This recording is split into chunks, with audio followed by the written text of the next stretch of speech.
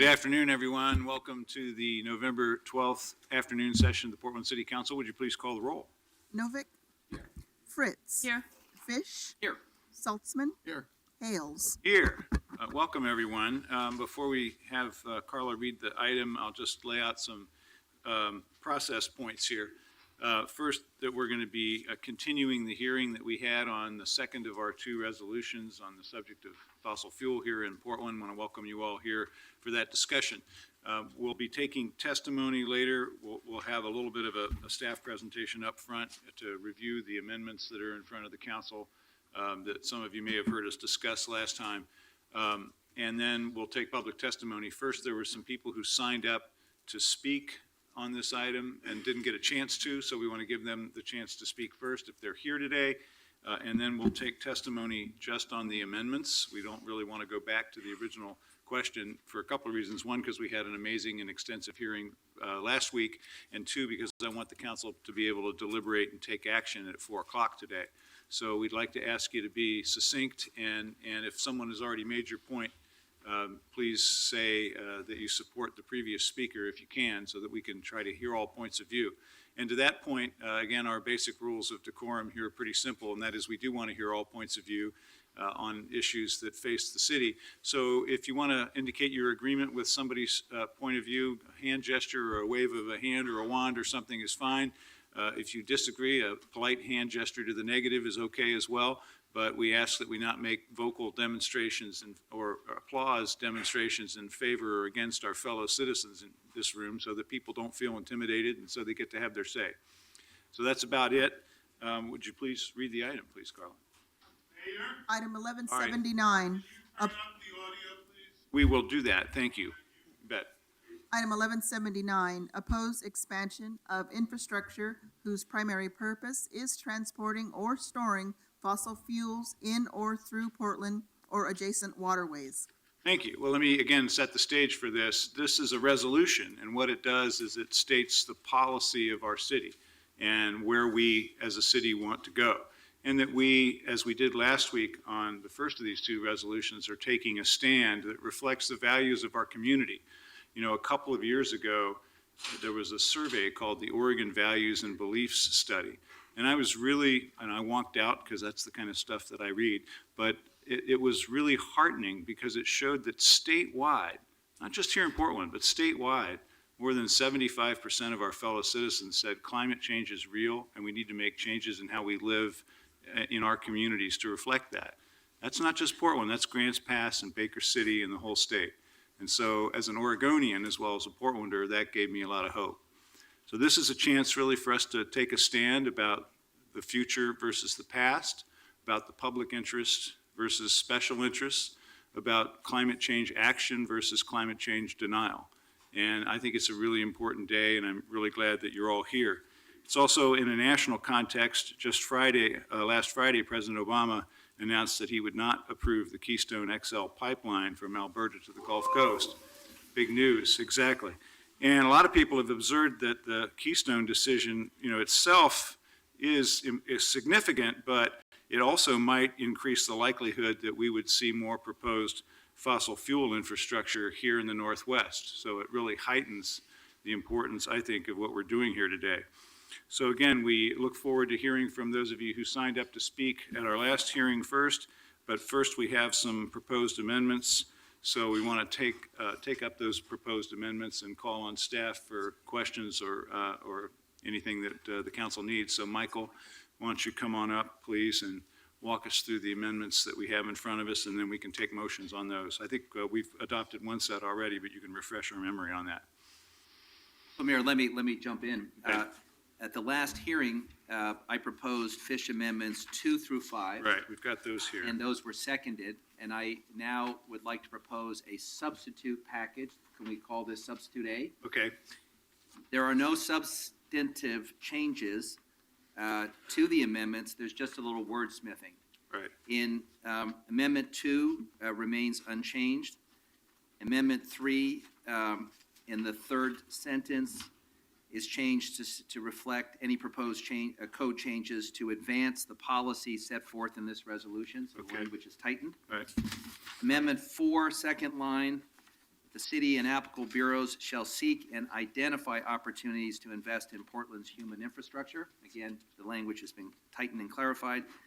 And Amendment 5 has in addition to tribal government partners in the state of Oregon, includes local governments and other key stakeholders, including labor, business, environment, and neighborhoods. And I move this as a substitute set of amendments A. Okay, those are seconded. Any discussion about those? So again, for those that may not have followed this, these are amendments that require that the council review our code changes when they come forward in executive session to make sure we know where we stand legally, because we want our decisions to be upheld in court, not overturned. Secondly, that we're going to undertake an economic analysis of those code changes, because we want to make sure that we document what's happening in the local economy as we move forward on this. Third, that we make sure that we retrain people. If we're moving from more of a fossil fuel-based economy to a more of a green economy, we want people to make that transition as well as businesses. And then fourth, that we confer with the tribes, other local governments, and the other stakeholders that Commissioner Fish mentioned, and making sure that it works. Mayor, thank you for that eloquent and succinct statement of my amendments. Trying to translate governmentese, you know. At my peril, I'll just add one thing to what you said, which is the Fish Amendment 2 requires an executive session to review legal issues and a work session to review the Code changes. proposed code Yes, thank changes. So the entire community will have a chance, as we get briefed, to hear about the specific changes to our code. Thank you. Thank you. Okay, further questions or discussion about those amendments? And let's take action on those, and then we can take up others. So let's take a roll call vote, please, on the Fish amendments as revised. Novick, Aye. Fritz. Aye. Fish. Aye? Saltzman. Aye. Hales. Aye, thank you. Okay, what's next? Mayor, I have two amendments I offered last week to withdraw, and one more to put on the table. I would withdraw Novick Amendment 4, which added to the first be it resolved the language, except for those infrastructure investments that improve the integrity of the current fossil fuel supply in Portland. And also withdraw Novick Amendment 5, which amended the fourth be it resolved to add language saying that this resolution is not intended to restrict the provision of service directly to end users or to including improvements in new infrastructure needed to prevent fugitive gas emissions, improve seismic resilience, et cetera. So I'd like to withdraw those two amendments, and Mayor, I believe you seconded them, so I'd ask you to withdraw your second. Certainly withdraw those. And then that leaves Novick Amendment number 1, which pointed out that fracking increases the potential for earthquakes, right? That's right, And the second one, where we added the word expanding fossil fuel infrastructure. that's right. Okay. And So- then the new one I'd like to propose is to delete the fourth be it resolved in the current draft, and instead add a modified version of that immediately after the first be it resolved clause. So this would be the second be it resolved clause, which would now read, now therefore be resolved, the council would actively oppose expansion of infrastructure for which, the first one is, for which the primary purpose is transporting or storing fossil fuels in or through Portland or adjacent waterways, and then add, be it further resolved that this resolution does not restrict improvements in the safety or efficiency, seismic resilience, or operations of existing infrastructure, the provision of service directly to end users, development of emergency backup capacity, infrastructure that enables recovery or reprocessing of used petroleum products, which is something somebody suggested in the last week, Right. or infrastructure that will accelerate the transition to non-fossil fuel energy sources. Second? Okay, I'd like those further discussion of those amendments. Okay, let's take a vote, please, to accept those amendments. Are we going to take them as a package, Mayor? Yes. Novick, Thank you. Aye. Fritz. Aye. Fish. Aye? Saltzman. Aye. Hales. Aye. So Okay, then what about Novick Amendment 3? I believe that did not draw a second. that's right. But if it did, you don't want to do, you're withdrawing that too. Yes, it's already dead. Doesn't need to be dead twice, okay. All right, anything further? I have You want an amendment? You have an amendment as well, Commissioner Saltzman? So I'd like our attorney, Catherine Beaumont, to come to the table while I offer this amendment. So Mayor, in reviewing the resolution last night, the resolve that the city council will actively oppose expansive infrastructure whose primary purpose is transporting or storing fossil fuels in or through Portland or adjacent waterways. It struck me that that should be true, certainly when we're dealing with comp plans or any kind of legislative action the city takes, but that language, to my mind, is contrary to the oath of office we took to be neutral in quasi-judicial proceedings that come to us. In other words, I don't think we can blanketly say we're going to oppose something that may come to us through a judicial process where we're supposed to be impartial and act under the facts. So I asked Catherine Beaumont what her interpretation was, and Catherine, you can give us your interpretation now. And I will say that I have offered an amendment that would add the words, "will oppose legislation allowing the expansion of infrastructure," meaning city legislation. Because I feel that's. Could be city or other, right? City or other, yeah, Right, it could be all right. city, state, or But you're federal. trying to make a distinction between the legislative environment. But I do feel that as the resolve sits right now, that it does create a conflict with our fundamental oath of office to be neutral and certain. So Let's- Catherine, do you want to yeah, let's give us your? delve into that, please. Okay.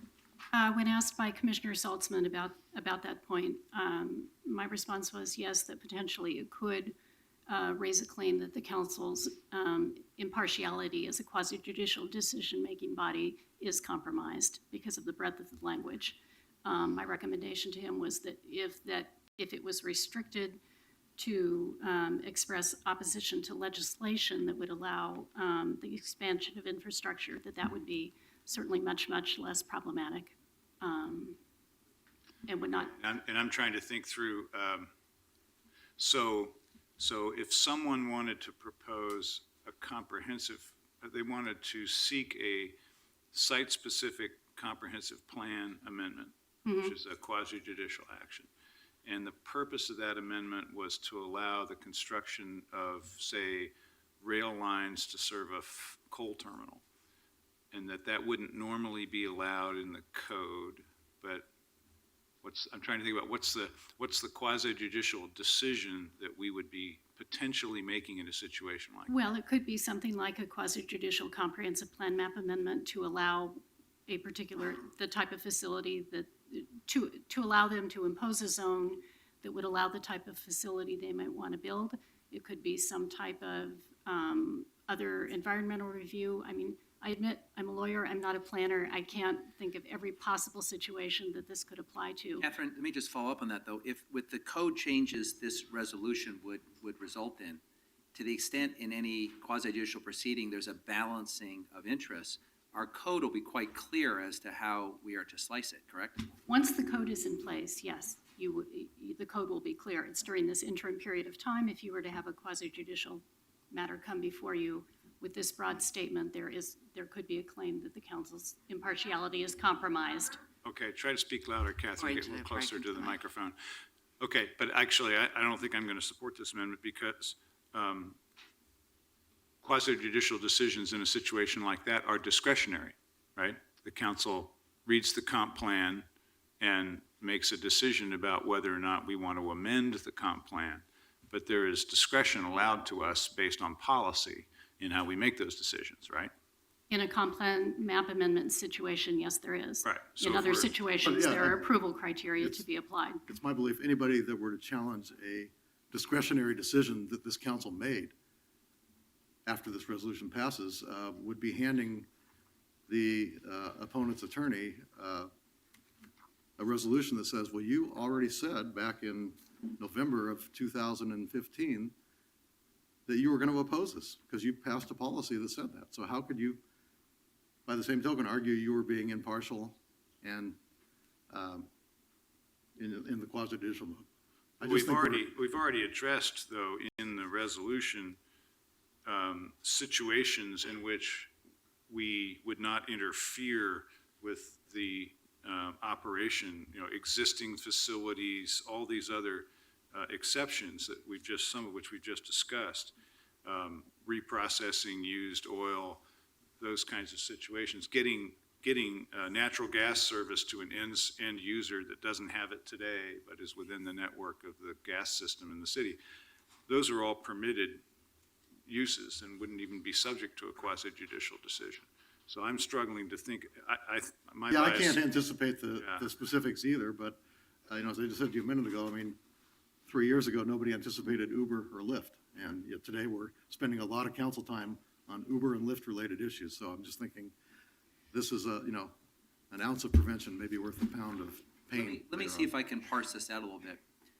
We take positions all the time at a policy level expressing approval or disapproval of certain things, and we embed it in resolutions and ordinances. So, for example, we could pass a resolution saying we don't want nuclear power plants in Portland. It's conceivable we'll have a quasi-judicial proceeding in which, as part of a request from a college or university, they have parked a little nuclear power plant that is a demonstration or has some scientific purpose or whatever. Doesn't seem to me that it goes to our objectivity in hearing that we have a strong policy statement on the books opposing some piece of it. And we do that all the time. Most of our actions as a council express a policy preference on one side or another. That's different than whether we are going to be objective in balancing often competing interests. The beauty of land use is we're often called upon to reconcile competing things. There's a statement of, in support and a statement against and something we have to harmonize. The objectivity, and the part of our oath as to objectivity is that we say that we will go in and to the best of our abilities reconcile these matters, but it doesn't preclude us from legislating on the underlying subject matter. Correct, counsel? Certainly, the council does balance many competing policy concerns and at a very broad level, but is still able to make individual land use decisions based on the facts of that decision. The language of this proposal is fairly broad. I was asked a question about could it conceivably create a problem in a quasi-judicial context by saying that the council will actively oppose. It potentially could compromise, enable someone to claim that the council's impartiality in a quasi-judicial setting was compromised, raise a claim of bias or prejudgment. Would such a situation ever arise? I can't predict. Once code is in place that makes the council's intent clear, that's much less of an issue. So, Commissioner Saltzman, is your concern just with the period from today until we actually vote on proposed code changes?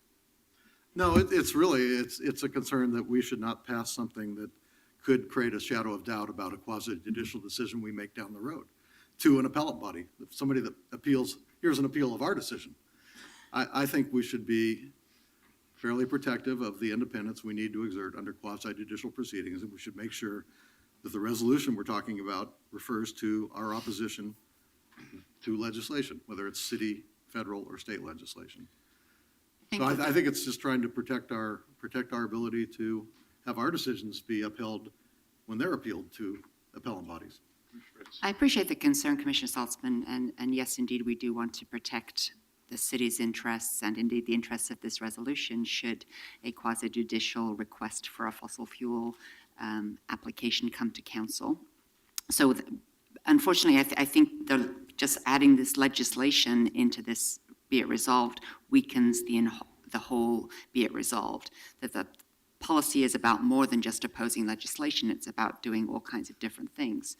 So I wonder if there's a way to capture your concern by having another be it resolved that specifically says, of course, we're going to obey the laws of the land in being unbiased and being careful and sticking to the approval criteria in quasi-judicial discussions. Something like notwithstanding the foregoing, this does not supersede any other obligation we have as a deliberative body in a quasi-judicial proceeding. There you go, that's beautiful. That's beautiful, but I don't think we have to write it down because that's in effect standing policy. Here's my suggestion. I appreciate the concern, Commissioner Saltzman, and I know you want us to be able to make quasi-judicial decisions properly, but I would rather keep the policy language that we have here clear, and then maybe do two things: ask for a legal memorandum from the city attorney's office about how we should conduct ourselves on quasi-judicial cases, if any come forward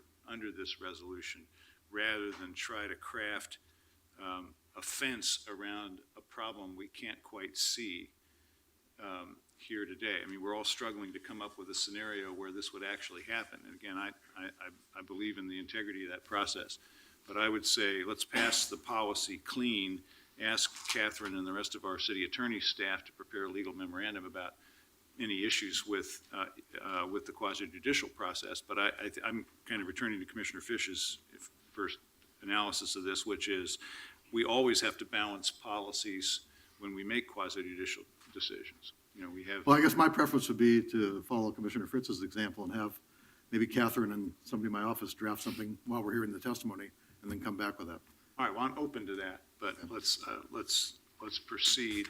If you come up with this is. Because my only concern with your suggestion, Mayor, is suppose the legal memorandum comes back and says, well, you guys all said you're opposed to this, therefore you should abstain from this quasi-judicial process.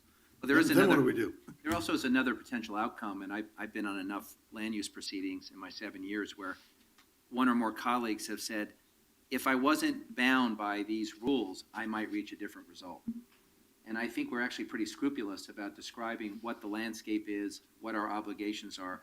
And I've had colleagues very clearly say, I might have a different view personally, Right. but the rules require me to do X, Y, and Z, and you've not met your burden or whatever, and therefore I have to either grant or deny the appeal. So I do think we have a pretty good track record of following the legal advice we get at the outset of each of these proceedings. Yeah, I do too, and I guess that I'm still trying to think about examples. We make land use decisions often in cases where we have a policy disagreement. I'm making this one up, but it's not a complete fantasy. We all oppose the availability of assault rifles, but we would make a quasi-judicial decision about the siting of a retail store that happened to sell assault rifles without respect to that. We would follow our code, follow the requirements. So I don't think it's a strange place for us to be, for the city council to be clear about, here's our policy on fossil fuel. Oh, here's a quasi-judicial application that happens to touch on that. We still have the responsibility under our oath of office to make that decision based on the law. Yeah, that's a great example, but I still think it's debatable one way or the other. So Okay. my preference would be to have Catherine work to come back with something, and if people don't like what I come back with, then Catherine, So be just it. also to be clear, I'm not aware of any quasi-judicial proceedings that are in the pipeline which would be impacted one way or another by our action today. Is that correct? I'm not aware of any. Okay. All right, we'll let you go take a run at that. And Michael, anything else that you need to walk us through here now that we've reviewed those amendments? I don't have anything specific to the amendments. I'm happy to ask any clarifying questions before we get to testimony. Okay, any more questions for Michael? Actually, yeah, I've got a couple. Michael, you said during the last hearing that this policy would allow new gas stations to be built in the city of Portland because of the language of the resolution indicating the policy isn't intended to restrict the provision of service to end users. Could you just explain a little bit what you mean by end users and when you think we'll get an actual definition of it? Sure. So if this resolution is adopted, it would initiate a code development process, and defining end user in that code is one of the really key, it'll be one of the key terms that has to be defined. And so that would come back to you, having gone through the legislative development process. My understanding of what end user means is someone who uses the fuel directly. So for example, someone getting fuel at a filling station, a utility customer, an industrial customer that may use fossil fuels either to burn for energy or as part of their process inputs or as part of even R&D that they're going through. They are using those fuels themselves. And so capturing that in a kind of legally coherent definition will be extremely important, but that would happen through the code development process. Thank you. And Steve, on that point, just to be clear, under one of my amendments, we would have as many as 3 bites of the apple on that question. We would have a legal stress test in executive session.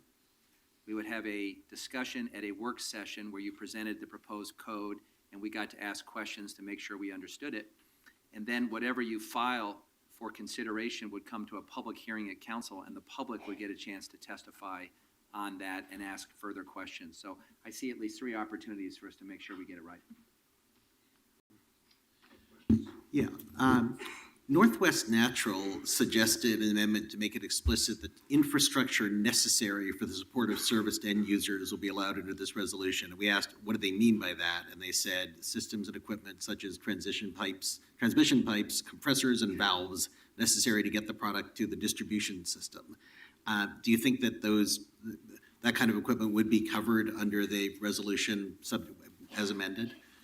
I do, and the language you used, I think, is really important, where those things are necessary to supply the fuel to the end user. And I think it's that immediate chain that is, that is the reason that would be allowed under this end user definition. What about, here's another scenario somebody offered up, and to be honest, I can't remember who it was. Under the resolution, would a company be able to build new infrastructure needed to increase the amount of ethanol shipped into Portland via barge? They would, because ethanol is not a fossil fuel. What if it was then blended with a fossil fuel? So this, again, I guess if the infrastructure is to enable the ethanol to be brought in and blended, it's in service to the non-fossil fuel. And so as I read it, that would be allowed. I think you could get to scenarios where there needs to be a larger tank where the fossil fuel and the non-fossil ethanol are blended.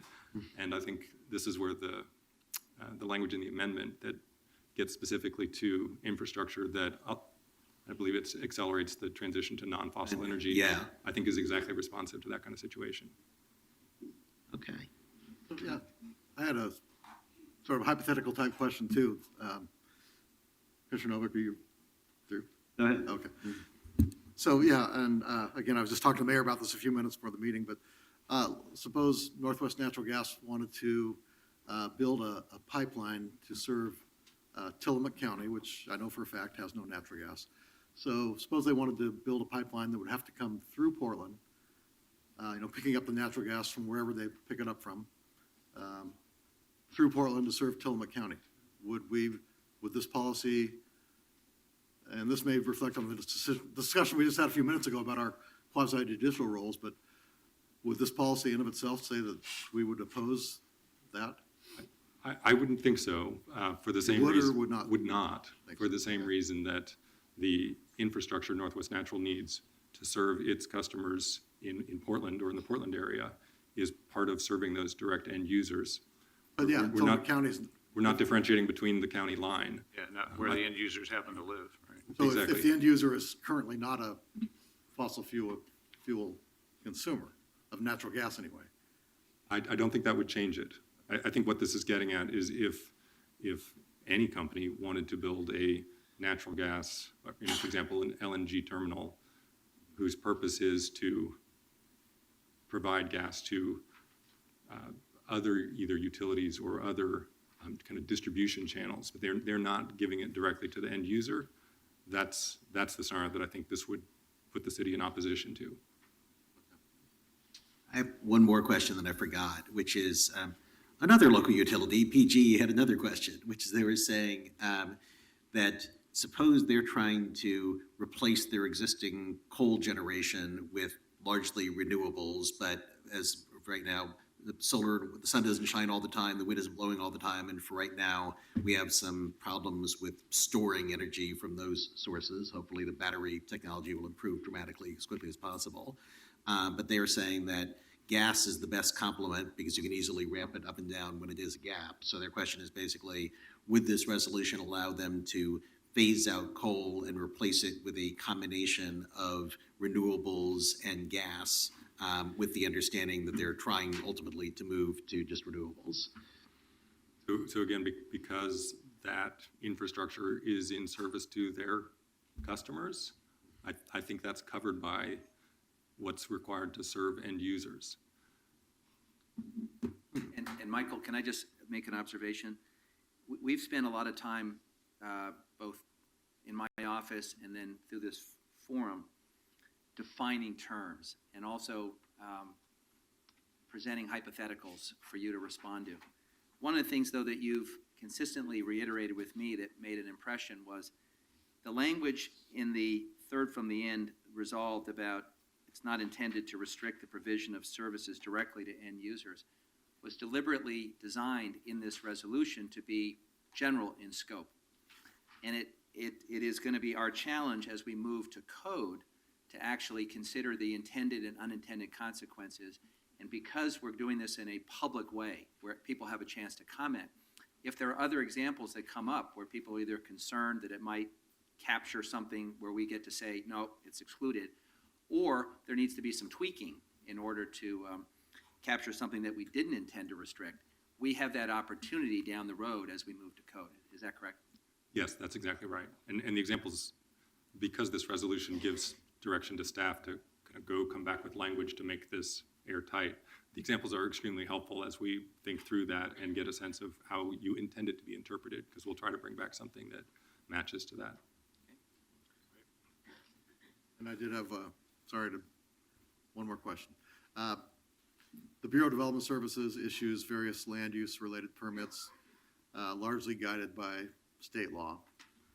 So how would the Bureau of Development Services staff reconcile this policy with a decision that may be at odds with the state rules governing decision-making on a particular land use item?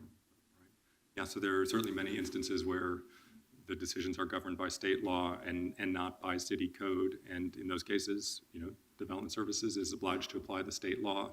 I think what this is pointing toward is in the arenas where the city does establish the legal code and rules, this would apply to those situations. So we're not trying to or in a position to go around or otherwise, undo state law. I think there are other forums for that. Right, so state law is superior That, yeah, Right. okay. and governs when it applies, right? Okay, So I do have a revised version of my amendment I'd like to, let's take a look at that now. like We to may shop, wanna okay? Ponder it for a bit And and act on it later. I'll just read it out loud and then we can decide later. But it would now be a new resolve that would say, now therefore be it further resolved, notwithstanding anything in this resolution, the council will exercise its duty as a quasi-judicial land use decision-making body in an impartial manner consistent with city code and Oregon law. I have no problem with that. Commissioner Fritz, doesn't this just restate the status quo? Yes, it states the law of the land, so yes. So I would- But I I would- think it's a good clarification, I thank think we you. can all agree to it then, yeah. Okay, so Commissioner Saltzman moves, Commissioner Second. Fritz seconds that amendment. Any further discussion of that amendment? Roll call, please. Novick, Aye. Fritz. Aye. Fish. And I appreciate you flagging this issue. I think it warrants a hearing, and I think this is an appropriate way to address it. And I also would just note for the people that are here for the first time, Commissioner Saltzman has a particular pet peeve about resolutions and ordinances that are not self-contained. To put it the other way is, he likes to have everything under the same roof, so that in future generations looking at our laws can see that we captured all the moving pieces. So I appreciate your attention to detail, and I'll vote aye. Saltzman, Thank you all. Aye. Hales. Thank you, Dan. And I want to say, I appreciate the way we got to this language and the way the rest of the council's amendments have been put forward, because in every case, you've helped make the clarity of this resolution better, but have not watered it down. And that was my hope and my goal for how we would operate as council. So thank you. Aye. Mayor, may I actually clarify something? I think I might have got confused in the numbers of my own amendments earlier. Commissioner Fritz asked, I think that I read off language from each of them, so I think it was clear we were doing, but Commissioner Fritz asked if I was withdrawing Novick Amendment 3, which literally was adding the word expanding, which Yes, we no, did that was- vote. no, I- The one I withdrew, the one that didn't get a second was, I believe, Novick Amendment 5. Right. No, I cited number 3 and mentioned the word expanding when I went through Okay. them. So we've got that in the record. Michael, thank you. We'll call you back later if we need you. Thank you all. Okay, let's move then to folks that signed up for the last hearing who are here and would like to speak. I show 8 people signed up. The first 3, please come on up, are Alex Anderson, Byron Tennant, and Nancy Crump-Packer.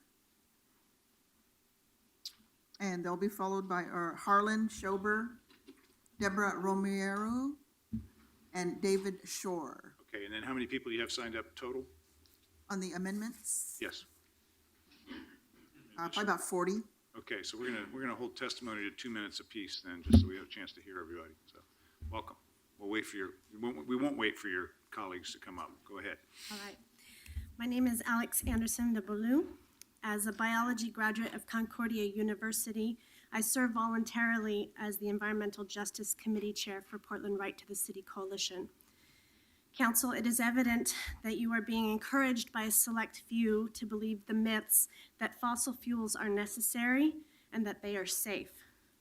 Let's take propane, for example. The great opposition is built on two main points: that it raises CO2 in the atmosphere and linked by homeostatic forces, the oceans, and two, that it exists in a 3-carbon ring structure. It takes very little strain to disrupt this shape and renders it highly reactive, at large quantities, devastatingly so. No carbon-based combustible fuel is safe, not in this day and age. We implore you to look at the global picture, not just the slice of pie. We must divest from fossil fuels. During my senior year at the university, I co-founded and resided as co-president of the Commuter Club. The premise was to engage students in utilizing alternative methods of transportation other than gasoline-powered vehicles. I helped set the precedents and led by example. In 1 year's time, I traveled by bike over 4,200 miles. Now I find an electric car keeps my conscience clear, my budget sustainable, and my travel times manageable. The moral is we can do better. We must. Mr. Novick, Mr. Saltzman, and Mr. Fish, will today you lead by example? Thank you very much. Welcome. Hi, I'm Dr. Nancy Krumbacher, and I'm a retired cancer specialist. Thank you, Mayor Hales, City Commissioners, for listening today and for voting for the oil train resolution last week. Today, I speak in favor of the mayor's amended fossil fuel resolution. All stages of fossil fuels present health hazards: extraction, transport, refining, storage, and burning of fossil fuels introduce toxics into our air and water. Diesel engine trains spew carcinogens into the air, and their exhaust is linked to asthma in children and heart and lung disease in adults. Recent derailments and storage tank explosions show that fossil fuel infrastructure and even so-called safe trains are dangerous when carrying these dangerous materials. By taking precautions now, we can avoid deadly tank explosions, train derailments, pipeline leaks or explosions, and toxic coal dust in our air. An earthquake poses horrific risks. Please support this resolution to keep our health out of the hands of the fossil fuel industry. Thank you. Thank you. Good afternoon. Welcome. Hi, I'm Byron Tennant, speaking on behalf of the Northeast Coalition of Neighborhoods, or NECN. NECN represents 12 inner Northeast neighborhoods, serves over 60,000 Portlanders, and works to make our communities safe, livable, vibrant, healthy, and inclusive. NECN would like to thank Council for passing the oil train resolution last week, and we also support the resolution being considered by Council this afternoon. We commend Commissioner Fritz and Mayor Hales for taking real leadership to safeguard our neighborhoods. The Union Pacific Kenton Rail Line travels through 2 NECN neighborhoods in close proximity to local businesses, schools, and residents. NECN has long been aware that transportation of hazardous materials, especially oil, coal, and gas along this route, pose unacceptable risk to our nearby communities. These risks are compounded by the siting of large fossil fuel storage facilities nearby in close proximity to the Kenton line and the looming possibility of a catastrophic natural disaster. This resolution takes substantive steps to reduce traffic of hazardous fossil fuels and helps curb further expansion of these storage facilities, which will dramatically increase the safety and resiliency of our neighborhoods. It also lays out steps to improve the safety of our current fossil fuel infrastructure and bolster response and cleanup plans in the event of an accident. We would like to thank Mayor Hales and Commissioner Fritz for the leadership role in protecting the city and its residents. We strongly urge all commissioners to join in giving support for these resolutions and to protect our local residents. Also, as a representative of Woodlawn Neighborhood Association, I want to say that train noise does affect our community very deeply. I've heard repeatedly from residents that it's gotten worse in recent years, that there appears to be rumbling and prolonged horn sounds in the middle of the night, which I assume is the time when these trains are passing through our neighborhood. Thank you. Thank Thanks you. very much. Thank you all. Okay, next one. The next three are Harlan Schober, Deborah Romero, and David Shore. And they will be followed by Donna Cohen, Jenny Holmes, and if Ted Gleitchen got here, he's the last one who signed up. Welcome. Thank you. Like most of us in this room and all of us who are not getting paid to be here, Just put your name in the record again. sorry, Harlan Schober, Southeast Portland, 97214. As I said, like most of us here and all of us not getting paid to be here, I'm here to cash the check you wrote last week. I'd like to address what I call jobs blackmail. You're going to hear testimony that this thing ruins jobs. And it can't be denied that some jobs will be lost. But I want to bring you this, the Clean Energy Future Report.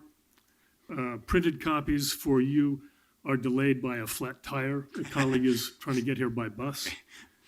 But the gist of this report is that we can grow the economy, have more jobs, have cheaper energy, and have a clean environment. It's very well researched. I won't go through the citations here. I think I'd run out of time. But the claims seem well substantiated. The report acknowledges that there will be economic dislocations, but it demonstrates that there will be a net increase in good jobs, especially in construction and manufacturing, as we develop a sustainable economy. Amendment 7, I think that's the right number, addresses the need to assure that workers in obsolete energy industries have a shot at jobs in the new industries. So we do hope that you pass this.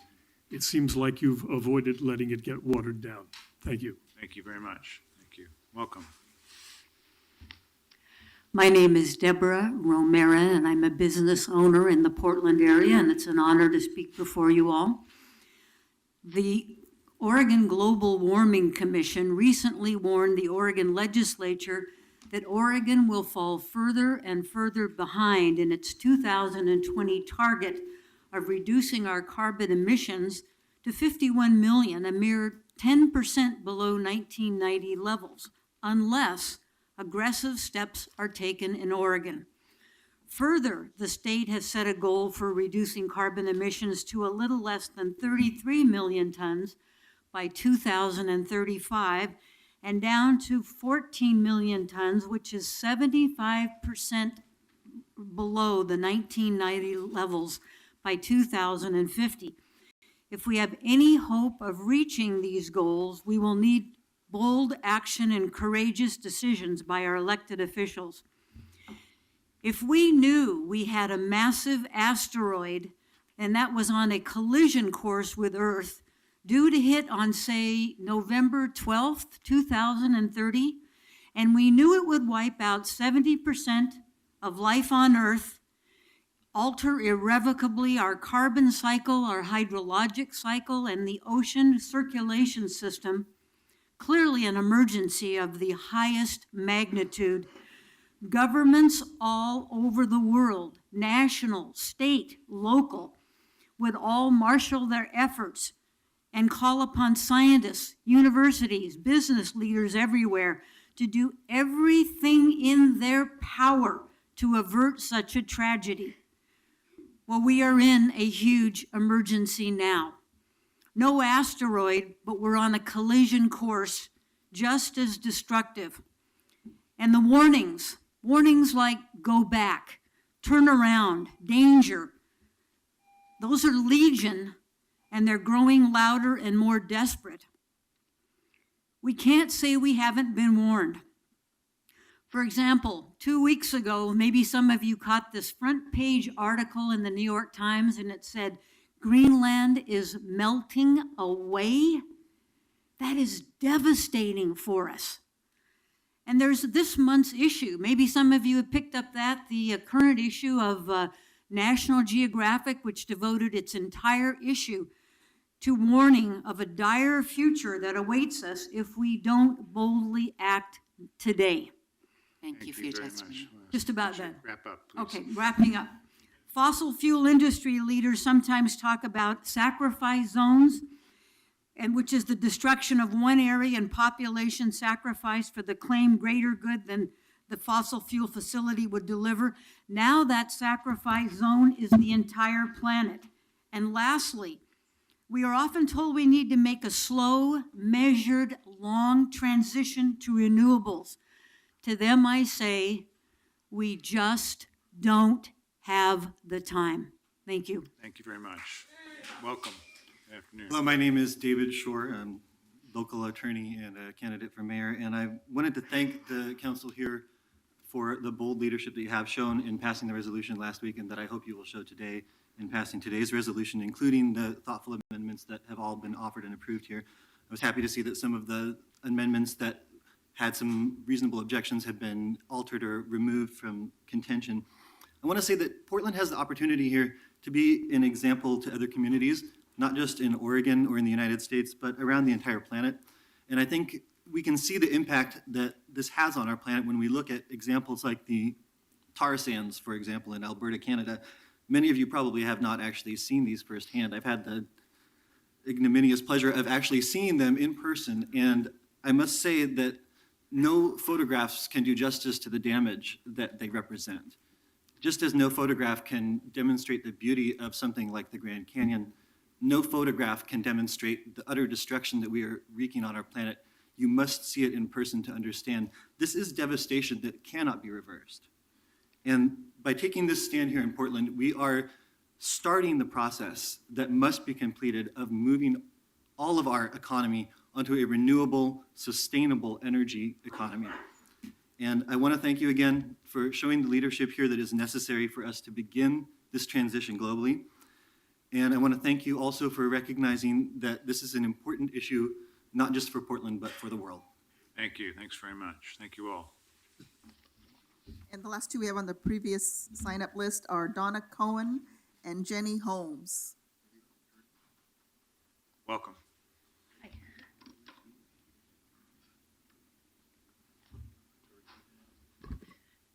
Hello, my name is Donna Cohen, and first I just want to mention I brought a letter last week from the North Portland Neighborhood Association chairs, and they wanted me to say how much they support this, and just to let you know that. You know, they say when you find yourself in a hole, the first thing you do is stop digging. This resolution is stopping digging, but as has been said in many different ways, we have to do more than that.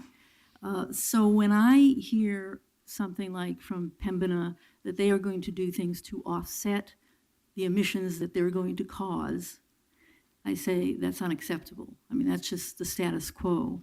Last week there was a woman here from Bureau of Planning and Sustainability talking about bridge fuels, transition fuels like propane, and we hear about that a lot. Well, Pembina's plans for their project is to last from 25 to 50 years. I don't consider that a bridge fuel situation.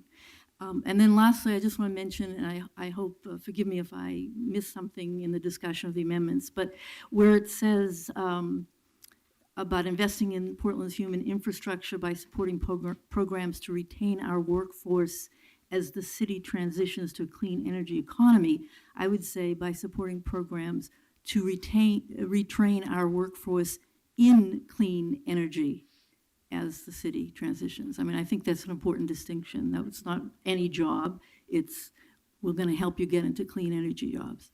Good point. Thank you. Thank you. Thank you very much. Welcome. Hi, I am Jenny Holmes with Ecumenical Ministries of Oregon, Environmental Ministries Director, and Mayor, City Council members. Thank you very much for this opportunity to speak with you. And thanks for giving these issues the time that they deserve and for listening to your community. We really appreciate your leadership. I'm pleased to be able to share some input today from a faith perspective, and I would like all people of faith, clergy first, to stand up.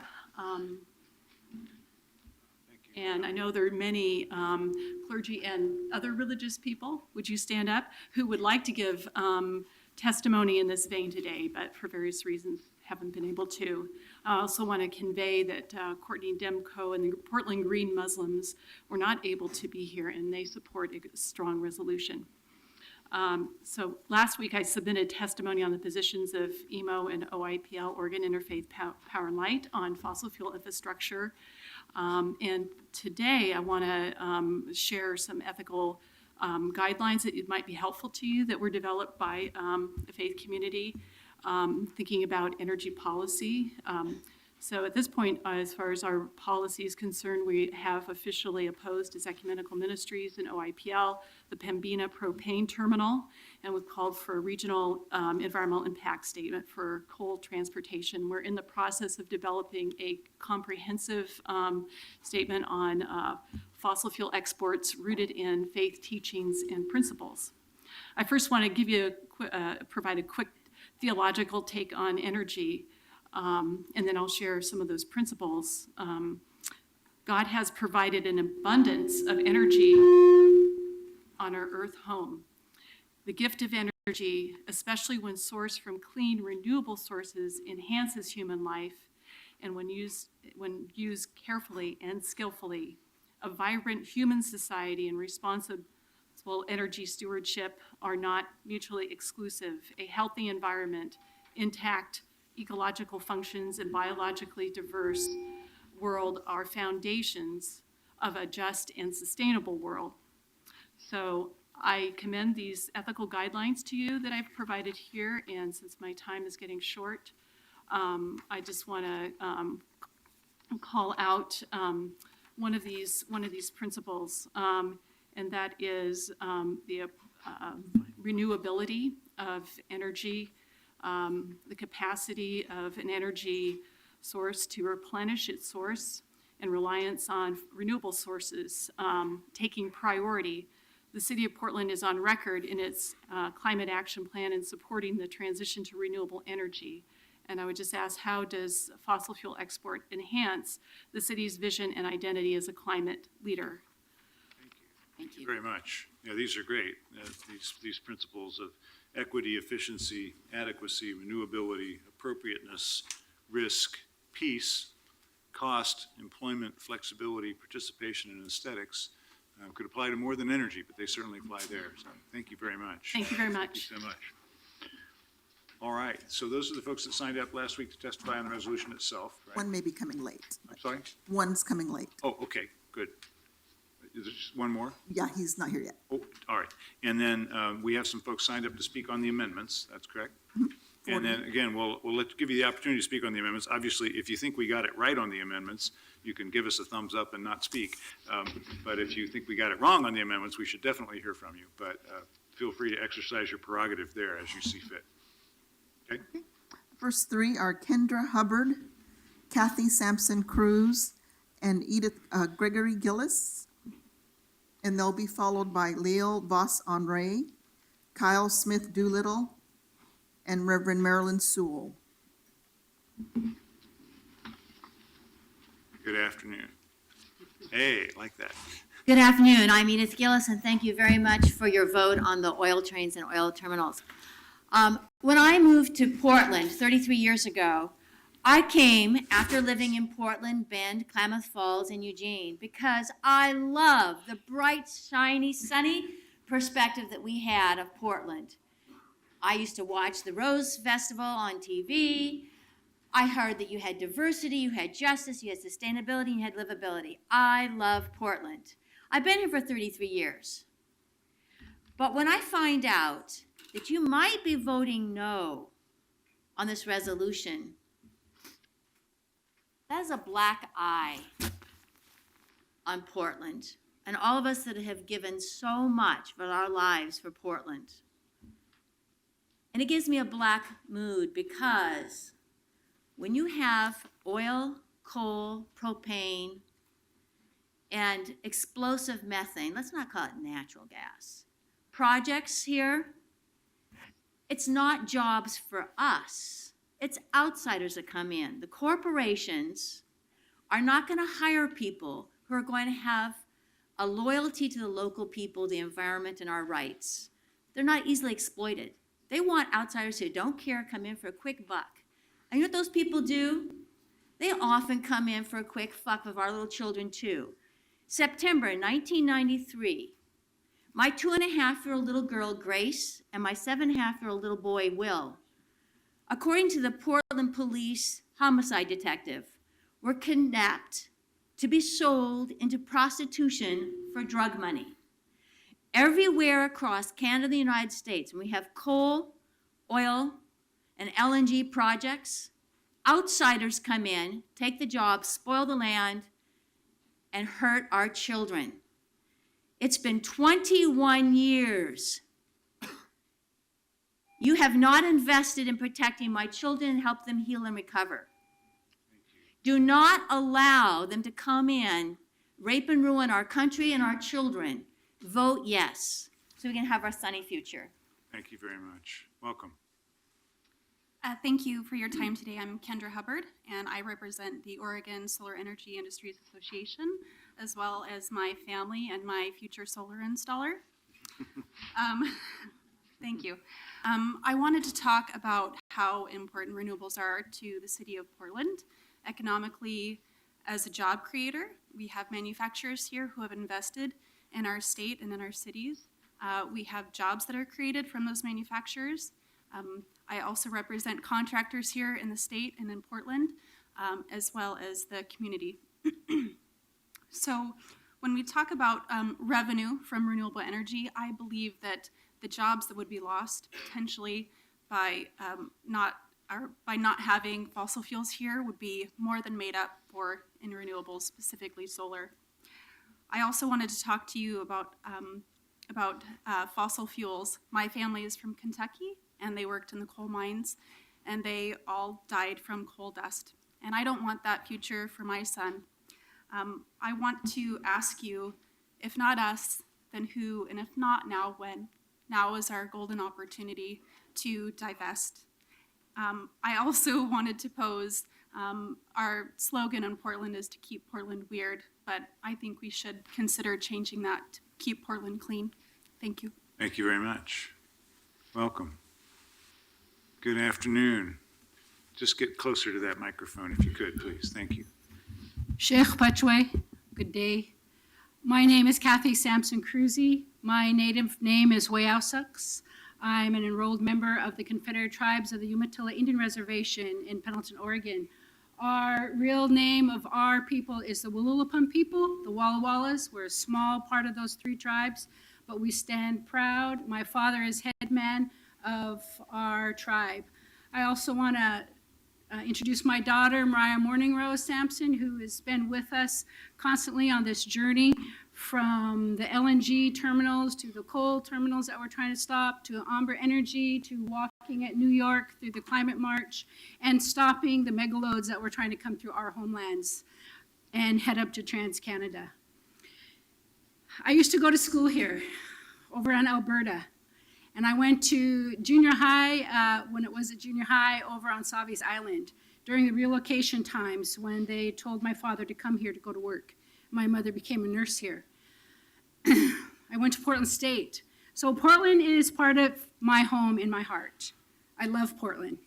You have a daunting responsibility. You can really make a change here. It's not just the sea of red, but the sea of red to stop this line of destruction that is coming down through the Columbia Gorge. That is, every time I drive down that beautiful river, we call it Nichiwana, the great one, the big one.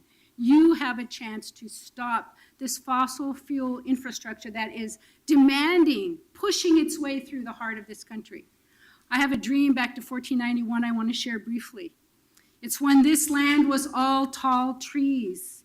Our traditional foods were here. Our medicines grew here. Fish were abundant. Then they started to call it Stumptown. I don't like that name because we knew what was here. You have a chance for the future to take this good-heartedness of the people in the land and make it right. Be that leader. March to Paris. Tell them. Be that change. Aye, Katsiaya. Thank you. Thank you very much. You are going to Paris, right? As a matter of fact, I'm going to march. Actually, I probably can't march to Paris, but I'm going to get there. So let's take the next three.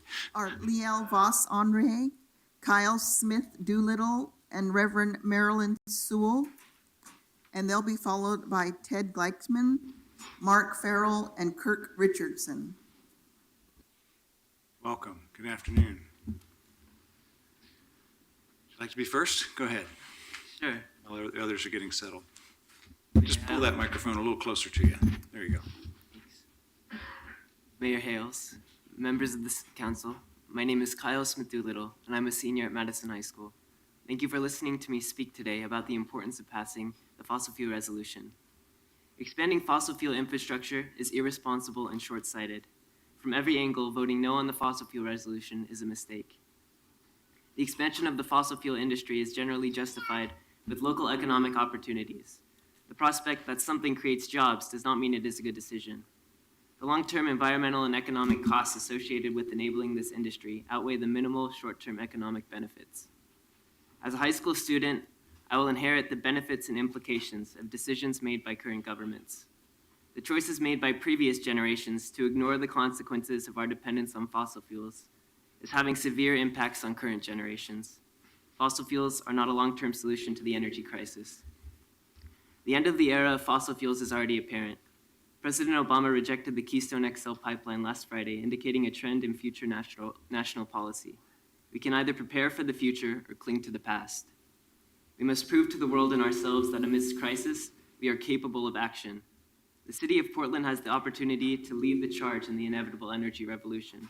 Oregon used to be on the cutting edge of environmental efforts. We have fallen behind. We can regain our place as a leader in environmental policy and pave the road for future legislation across the country.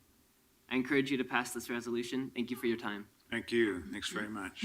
Marilyn, welcome. Thank you. Mayor and commissioners, I just want to thank you for your service to our city. It's not easy being in that position, but thank you.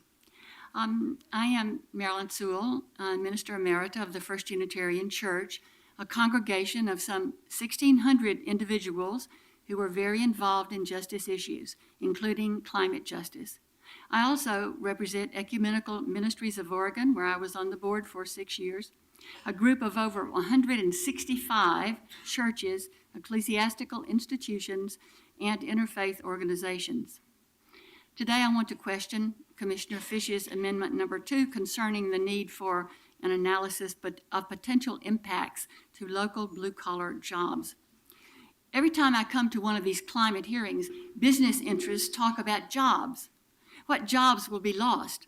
How can we secure more jobs? But the question here today is not how can we preserve just any jobs. The question is, first of all, what is the right thing to do? What is the right thing to do? And once we decide that, then we decide which jobs. I mean, we could build a bridge to nowhere, but jobs would be created, but at what cost to the community? So business interests are saying jobs, jobs, jobs. But you know what? I'm hearing money, money, money. We want and deserve jobs that will be green and sustainable, that will lead us to a transition away from fossil fuels. Those are the only energy-related jobs that we should be encouraging and protecting. And I would like to say one more thing, if I may. I hear some people say, well, aren't these activists just hypocrites? Don't they come here in cars? And those kayaks, aren't they made of plastic? We all use fossil fuels, they say. Actually, thanks to big oil, we in this country have been made thoroughly reliant upon fossil fuels. They are totally integrated into our living. This charge of hypocrisy is one that serves only to constrain the moral voice of the people. I hope I never hear it again from a business leader and certainly not from an elected official. Thank you very much. Thank you. Mayor, can I just clarify something? Yeah, 'Cause I please do. think Yeah, I think we've I think got you it. make an excellent point. I just want to clarify something. The Climate Action Plan contains a directive that we, based on feedback from the public, gave to Planning and Sustainability Commission, that they consider a number of factors, including the economic impact. That was our directive to PSC. And the reason I have separated out that amendment with the retraining amendment is that in order to understand where we put our investments in helping workers retrain, we have to understand the economic impact. And finally, not a single amendment that I prepared was prepared with so-called business interests. Thank you for that response. I appreciate that. Yeah, and I think it's important to note, we'll make sure that the economic analysis looks at both problems of people that might be moving out of an industry and opportunities of all the new industries that we're creating here. I mean, we have 12,000 people working in green tech in Portland. Those are great. Some of them are great blue-collar jobs because we actually make things here that are, for example, we make generators that fit into water lines, and Commissioner Fish has installed them in parts of our water system. So there are blue-collar jobs in the new economy as well as in the old. So we'll make sure it's a truly balanced economic analysis that looks at both. Yeah, and let me maybe state even more plainly. Amendment 2 is not a roadblock. Amendment 2 is the bridge to the next economy. And along the way, I believe that blue and green link arms and we're a better community. So don't mistake the intent of it, because that was not my Yes, intent. thank you so much for clarifying that. I appreciate it. Thank you. Hello and welcome. Get nice and close to that microphone and tell us what you think. Hi, my name is Liel, and I'm 8 years old. Thank you, Mayor, for stopping all fossil fuel projects in the city. Because if nobody commits to stopping fossil fuel projects, then people will have more fires often, animals extinct, and beauty black. Please make sure our city is safe. Commissioners, please vote yes. Thank you. Thank you. We suspend the rules, Mayor? Yes, let's suspend the rules. We clap for our students at all times. Mayor? Thank you. Mayor, we've had, I think, 2 or 3 hearings. We've had hours and hours of testimony. I think we can all agree that was the most effective advocacy we've had during this entire process. Absolutely. Very succinct and well done. Absolutely the best. All right, who wants to follow that? Good job. Mayor, may I add a new amendment to say, express our intent to reduce the voting age to 6? Good idea. All right. Next three are Ted Gleichman, Mark Farrell, and Kirk Richardson. And they will be followed by Wiley G. Barnett, Rick Brown, and Peter Tanow. Good afternoon. Mayor, Commissioners, appreciate your letting me be tardy. The flat tire on my truck today has reduced my carbon footprint, improved my walking, busing, and train skills, and given $2 in additional revenue to TriMet. Last week, I provided to you hard copy of documents around the climate impacts of natural gas. Commissioner Saltzman, this set is for you.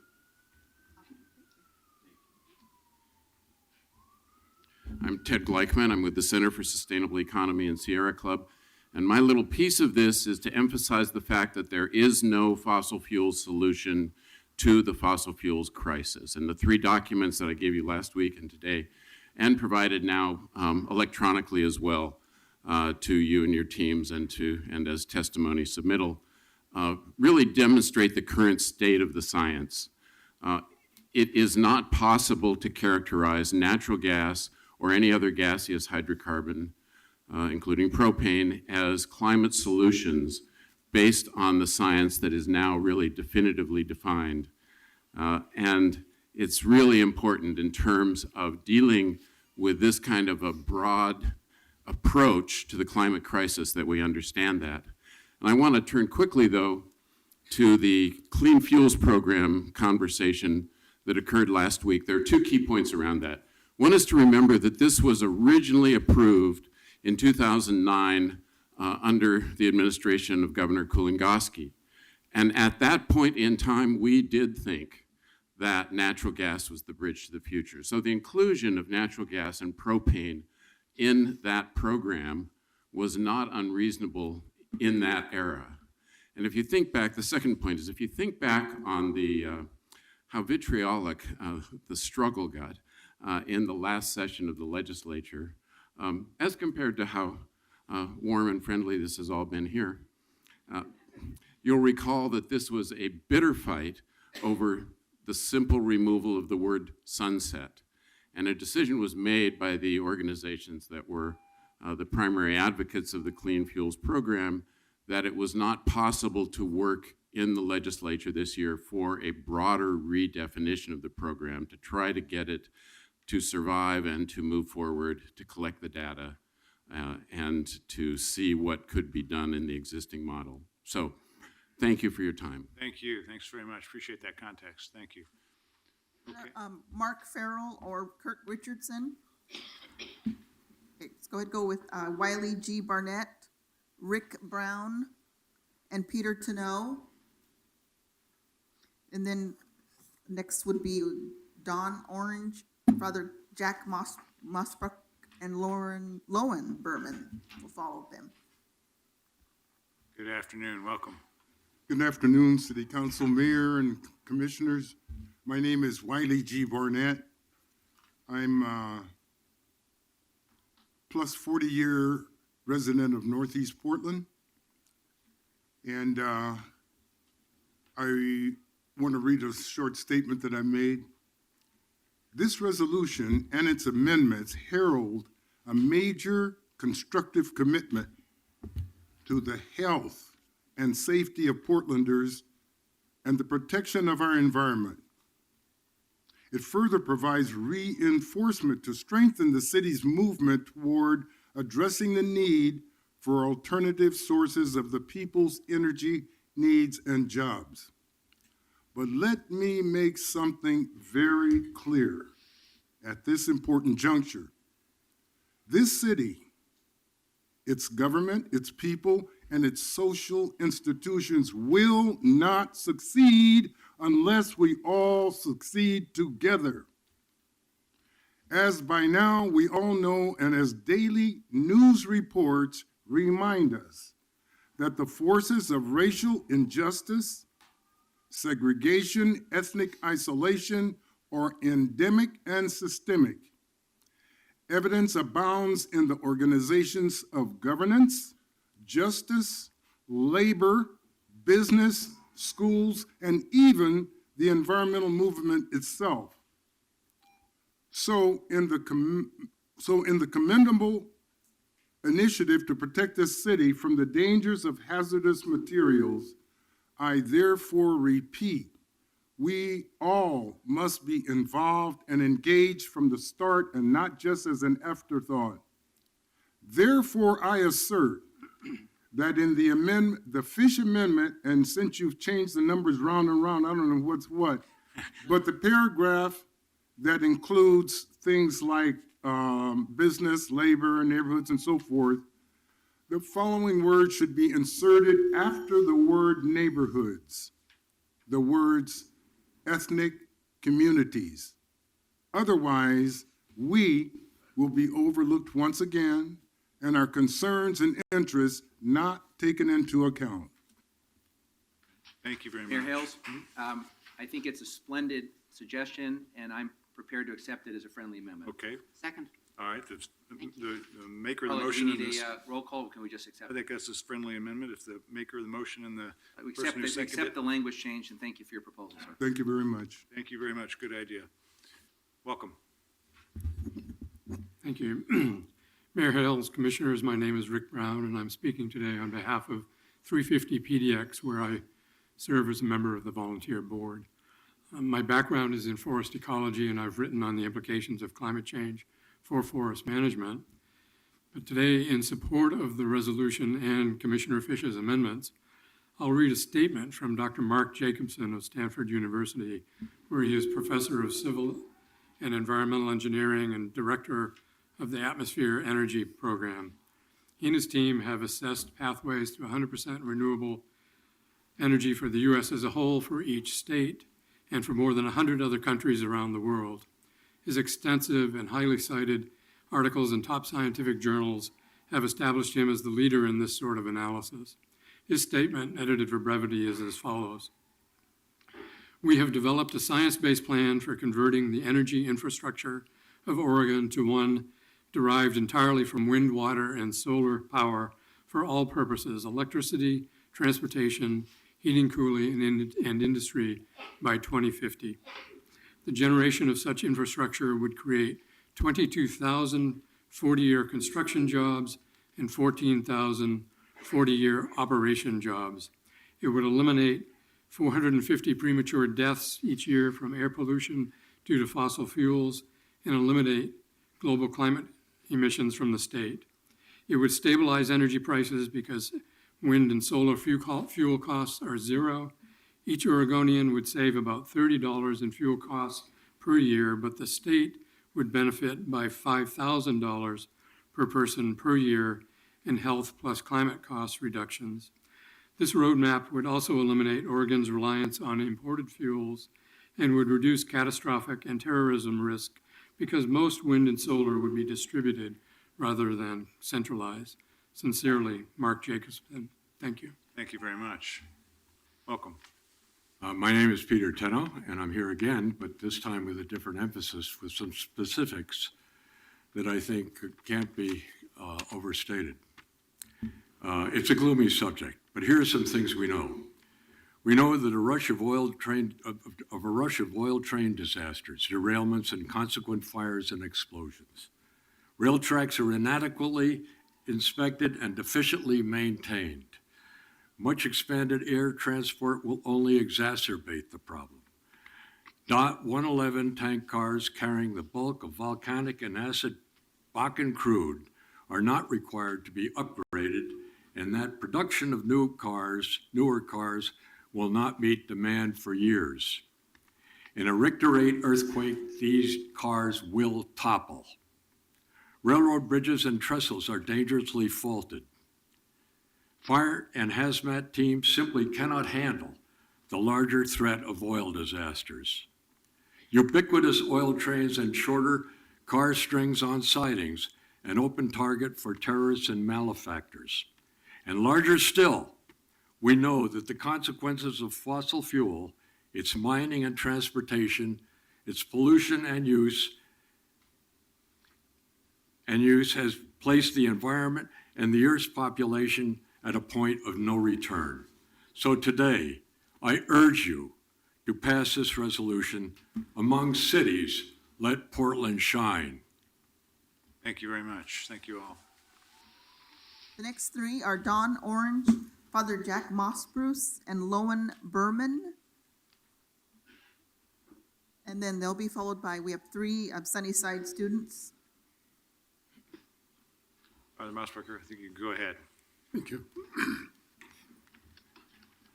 My name is Father Jack Mossbrucker, and I'm a priest of the Archdiocese of Portland. And I want to thank you for this opportunity to speak here today. Just get a little closer to that. You could pull the whole box a little closer to you there. There you go. I'm not used to speaking with a microphone. The proposed resolution presents a pivotal moment for action regarding not only the welfare of our society, but also of future generations, our children and grandchildren. We have been given this wonderful gift, this planet, this earth on which we live, and that entails the responsibility to protect it and to make sure that future generations can also enjoy it and live on it. The problem of climate change is Sorry, that's not your doing. We'll fix it. the problem of climate change is certainly beyond denial, and its effects upon people are obvious and certainly chronicled. The primary cause of burning fuels, fossil fuels, is something you've listed in your resolution itself. But we already, as you know, these concerns are concerns of elected officials because of all the regulations that have been passed, some from cars and and smog, and from the regulations that have been passed for emissions and the decommissioning of coal-fired generating plants indicate this is already a problem and you can do something about it. It also implies a responsibility for these regulations, and that responsibility ultimately lies with elected officials. We, the people, can push, we can urge, we can demand, but you can vote and you can make changes. And you're charged, of course, with caring for the welfare of people and the commons. And that caring for that people, you have already exhibited affordable care, housing, $15 an hour. You say that's important. And within this responsibility, especially those groups that you have responded to in affordable housing and in $15 an hour are the marginalized. Those are the people ultimately we should care for first. And they are the ones who are going to endure the effects of these climate change. Thank you for And your they're going to testimony. be, Should wrap up, Father Musbacher. says 40. That's over. It's 40 seconds over. Oh, okay. Well, you can't slow down a preacher. I know that. That's. I'm going to try. We really, just for everybody, we really want to be able to vote today, so you're making a really good Okay, case. I understand. So, but in passing this resolution, there's also a challenge that is underlying it. And that challenge is to have an imagination of an alternative society in which we don't have fossil fuel burning. An imagination that says we can live and benefit this society from that. This decision is not limited issue to Portland. John Muir, who founded the Sierra Club, put it this way. He says, you try to pick out anything by itself, and we find it connected to everything else in the universe. Pope Francis echoed that by simply saying, everything is connected. What you do here today is connected to everything else. Thank you for voting for this resolution. Thank you very much. Welcome. Good afternoon. Thank you. Good afternoon. My name is Don Orange. I'm here. I'm a businessman from Vancouver, Washington, representing Vancouver 101, which is 101 businesses that have come together in opposition to our city's oil terminal. The point that business is not universally in bed with the oil companies. Small business needs our community. These are my customers. This is what we're about. It needs to be said, our oil terminal, which is supposed to pump 5 billion gallons into the Pacific Ocean each year, is said to provide 175 jobs. They tell me that there's jobs induced by this.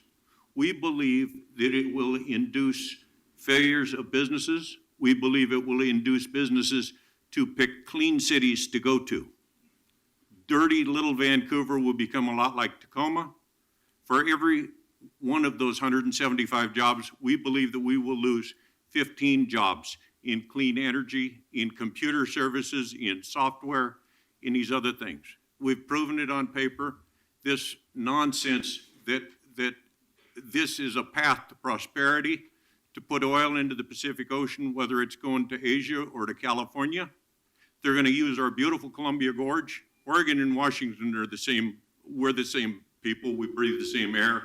We share the same waterways. I was raised here. I spent half my life here. I lived on both sides of the Willamette River. You people need to go ahead with this. I appreciate that you're bringing this up.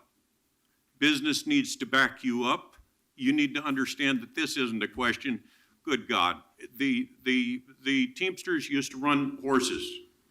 And 100 years ago, that became impractical. That wasn't the way for the new century. This is the new century. It's not time to keep bringing this fuel down here.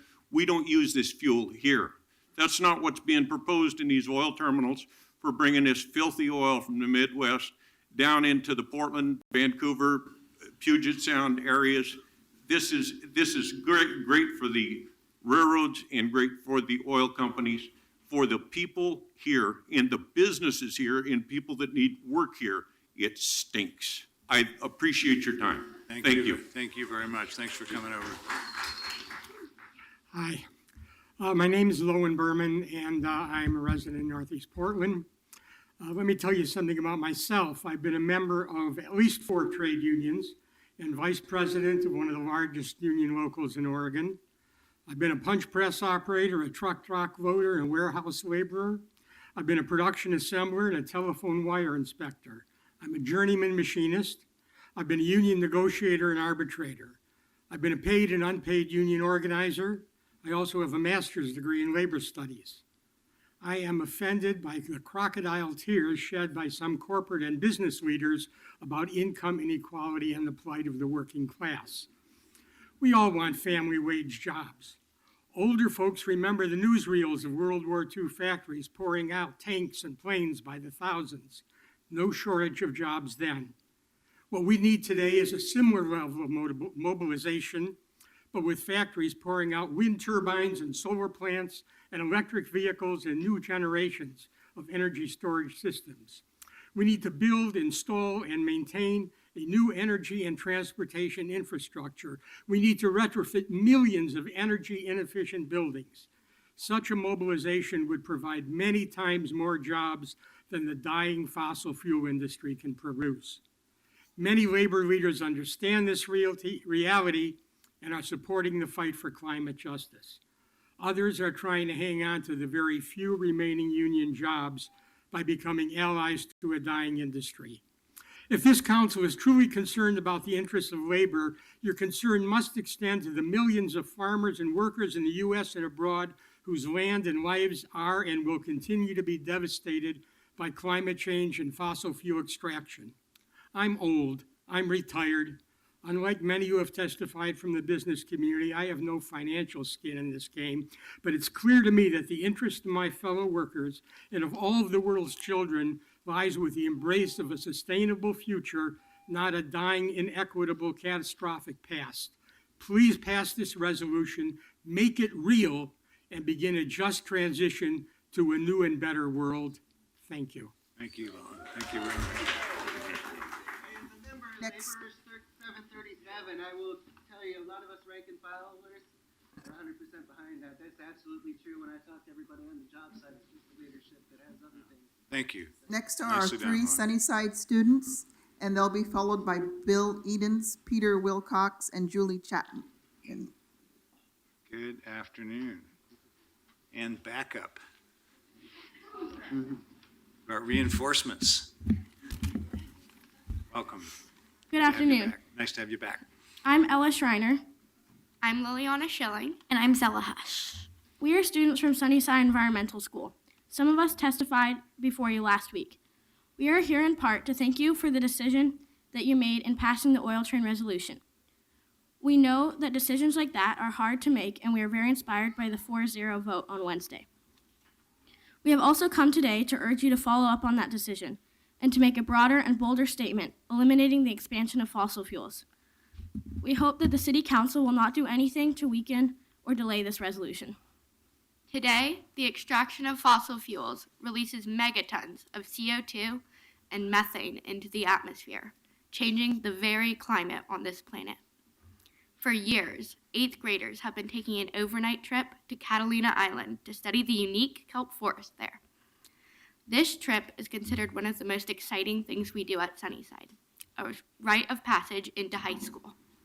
Last year, the Sunnyside 8th grade class, on their trip to Catalina, discovered that there is no kelp due to warming ocean temperatures.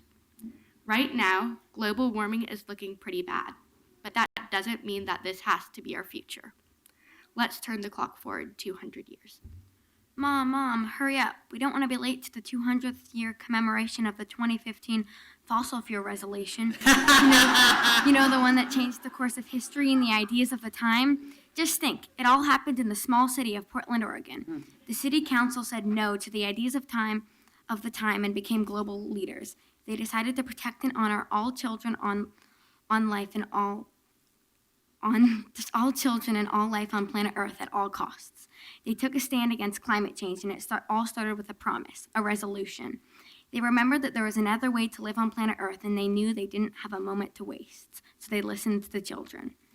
This is a possibility. We can work together to take a stand against climate change. We, as the future generation, hope that you will be our heroes of tomorrow and that you will take a revolutionary stand with us to stop global warming. Let's suspend the rules.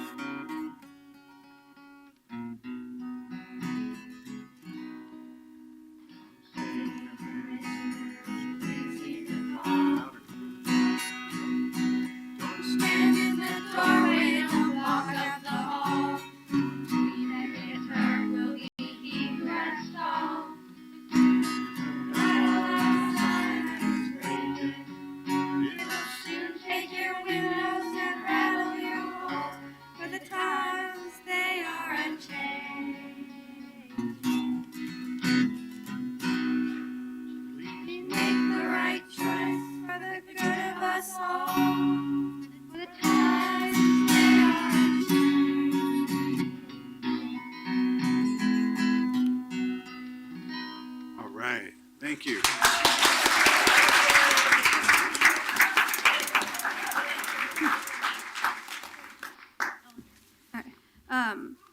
We, as the students of Sunnyside Environmental School, would like to honor you all for being environmental champions with these awards. Thank you for going up to bat for the planet, and together with this resolution, we know you can make a home run. Okay, for Commissioner Novick, the greatest threat to our planet is the belief that someone else will save it.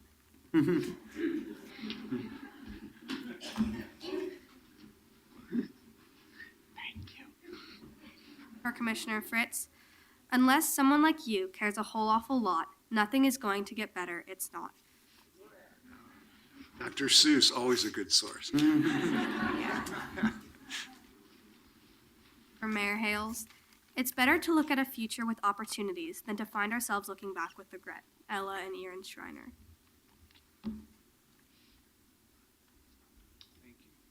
For Commissioner Saltzman, when the last tree is cut down, and the last fish has eaten, and the last stream poisoned, we will realize that we cannot eat money.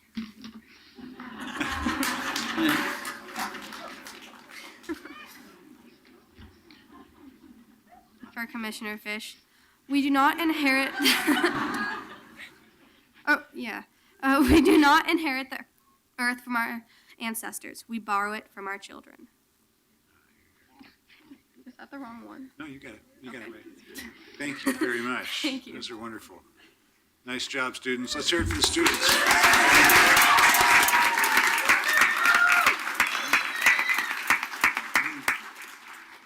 Colleagues, I just have to say that I was told in advance that Liliana Schilling was going to be here today, and I made up my mind not to decide my vote until after she testified. Now my mind is made up.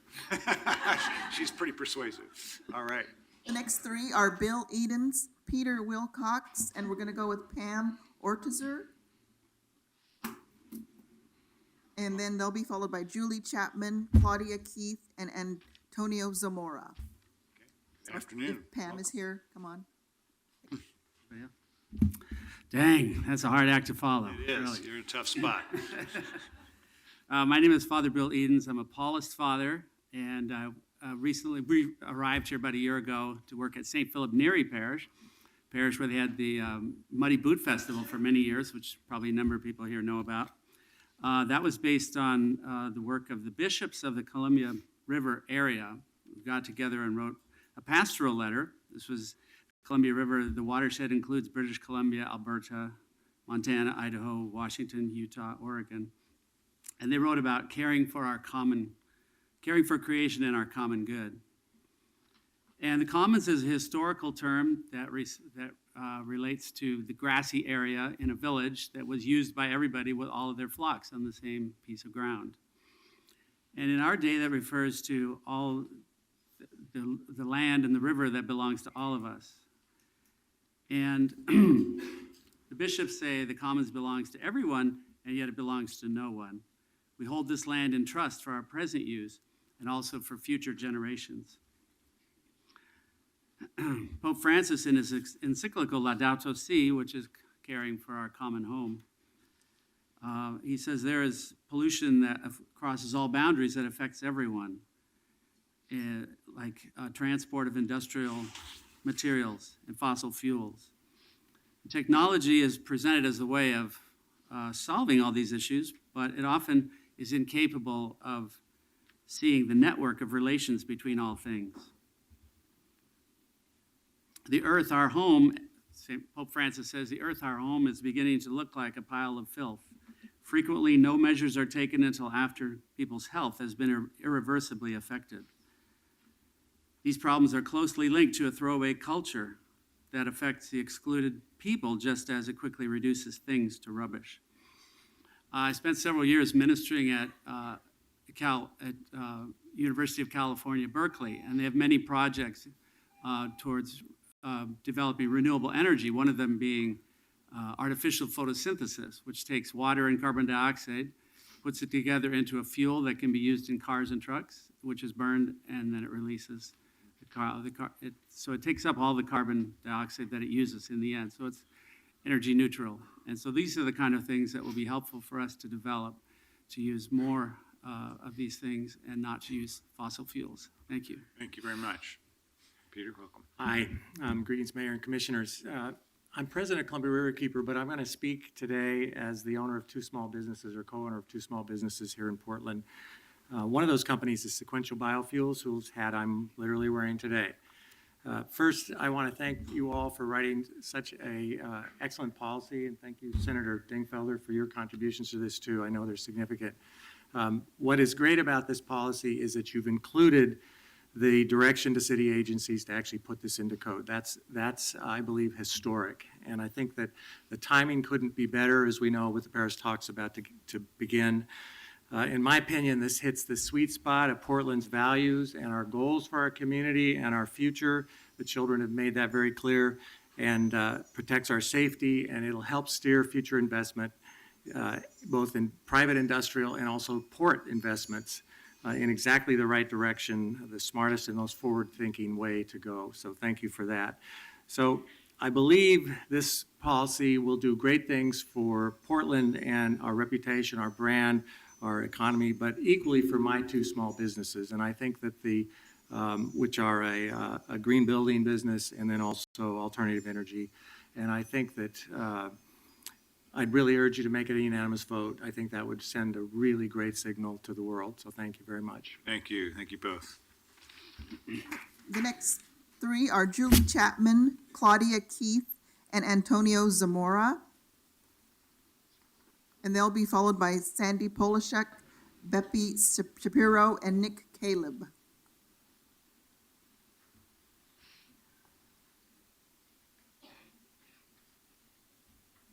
Good afternoon. Good afternoon.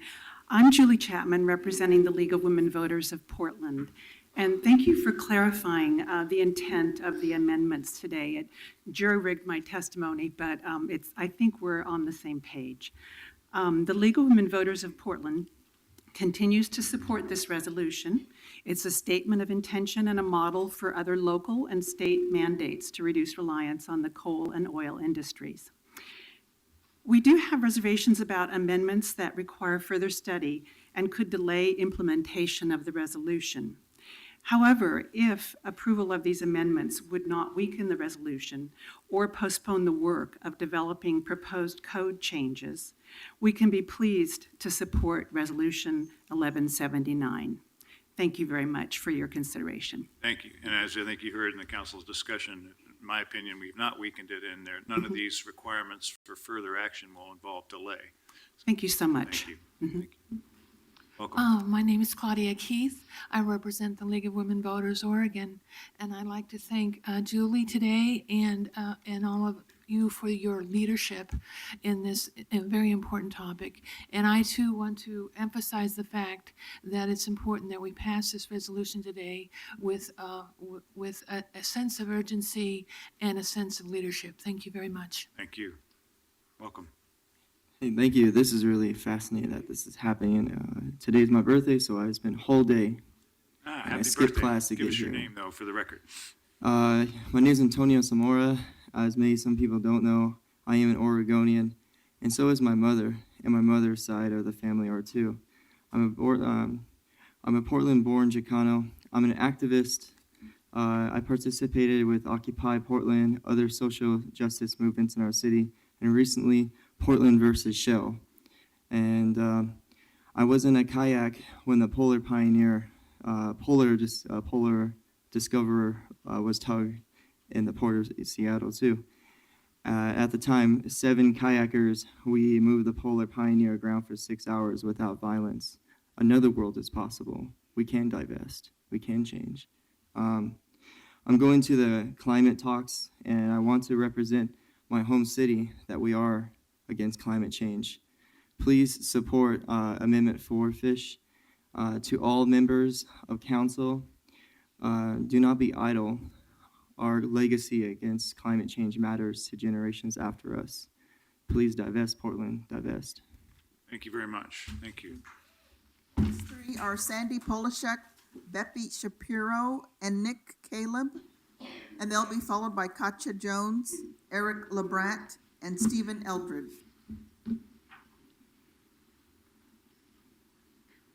Good afternoon. Good afternoon. Mayor Hales and Commissioners, my name is Sandy Polishuk. I'm the Divestment Reinvestment Coordinator for 350 PDX. I wish to speak to the amendment that asks for an analysis of the economic impacts of any proposed code changes on jobs. You've already voted to disinvest from fossil fuel securities, a wise decision given the increasingly risky nature, vulnerable to becoming stranded assets as the world acknowledges and acts on the necessity of keeping most carbon reserves in the ground. In your disinvestment resolution, you noted numerous ways climate will affect our economy negatively by impacting infrastructure and our built environment, creating new costs for families, businesses, and governments. You recognize the economic burden to households, power generation, agriculture, forestry, salmon recovery, snow-based recreation, coastal tourism and infrastructure, and public health. Our city, under your leadership, has made us a leader in climate change response and planning. This resolution continues this outstanding leadership. I'm very pleased by the amendment to the amendment, the addition that will now inform the city on how to support a just transition for workers to a clean energy economy. None of us has a crystal ball to foresee exactly what the balance will be between blue-collar jobs lost in one set of sectors if we do this, compared to blue-collar jobs lost in other sectors if we do not. But we can make a rational decision based on science to lower our carbon footprint and other risks from fossil fuels in order to save ourselves and our planet for future generations. There are no jobs on a dead planet. I've brought copies of an article for you that was just published earlier this week, entitled "Going Off Fossil Fuels Would Boost Disposable Income and Create 1 Million Jobs," that sheds light on some of the alternatives to fossil fuel infrastructure jobs. Thank you so much for your time. Thank you. Welcome. Hi, I'm Nicholas Caleb. I'm currently at the Center for Sustainable Economy. I'm a policy fellow, and I teach at Concordia University. I'm kind of crawling out of my skin with excitement today, I have to say. This is great. I'm anticipating a 5-0 vote, because who would vote against this? And I'm feeling very enthusiastic that the city of Portland is putting itself out there to be the leader and that we should be. And everybody who votes and has pushed for this, especially Commissioner Fritz, and Mayor Hales deserves a tremendous amount of credit for bringing this to the forefront. And so thank you so much for this.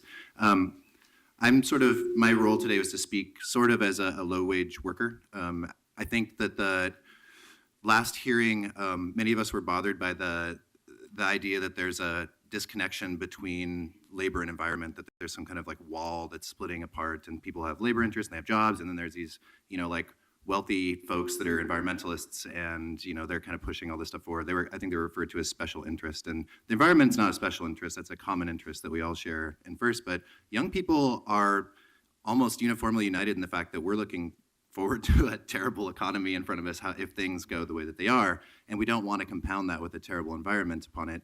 Saying no to the fossil fuel infrastructure and starting to set a trend forward is going to be good for everybody in the long term, because it puts pressure on those other sectors in economy that we're going to have to reform in the same way that we reform our industry. These are inevitabilities, and so when we say no to new fossil fuel infrastructure, we put pressure on those other sectors as well to be creative. So can't say it enough.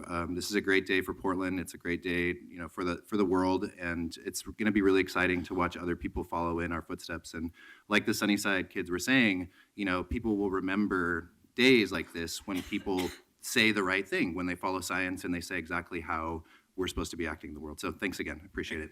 Thank you. Thanks very much. Thank you. The next three are Katja Jones, Eric LeBrant, and Stephen Eldred, and they'll be followed by Scott Lewis, Baron Glasgow, and Harriet Cook. We'll go with.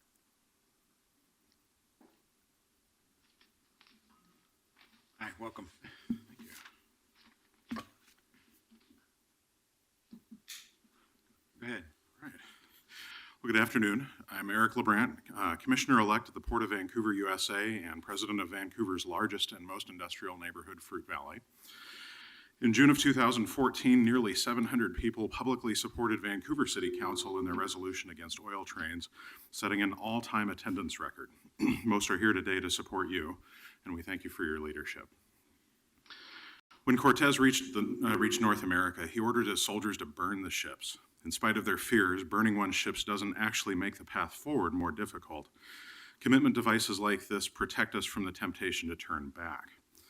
Adolescence and midlife crisis are two other times when we face the choice to avoid responsibility and backtrack, or to move ahead to bigger and better things. Likewise, resolving to forbid the expansion of fossil fuel infrastructure does not impede our forward progress. It only makes it more difficult to regress. Despite cries to the contrary, this resolution does not prevent us from building or growing. It provides forward direction on what we will build and how we will grow. As we continue to innovate and find cheaper, more efficient ways to power our homes and businesses, markets for coal and oil continue to fade. Your charge is to build and strengthen the city of Portland, and this resolution protects Portlanders from the hydrocarbon industry's rush to make one last quick buck off markets in Asia before their window of opportunity closes forever. Greater Portland Inc. and the Columbia River Economic Development Council are already working hard to attract and grow businesses in our area. Petroleum export simply doesn't have the long-term potential to make it into the Greater Portland 2020 plan. Coal, oil, and gas are actually distractions from the kinds of investments we need to bring jobs and growth to this region. Today, we support you in your resolution to not get distracted. Let's stick to the plan and make it easier to stick to the plan in the future by removing that dead-end temptation. Let's keep building and moving forward by resolving not to shift into reverse on down the road. Thank you. Thank you very much. Thank you. Good afternoon. Welcome. Hi, thank you. My name is Stephen Eldred. I am a continuing student at the National American University in Tigard.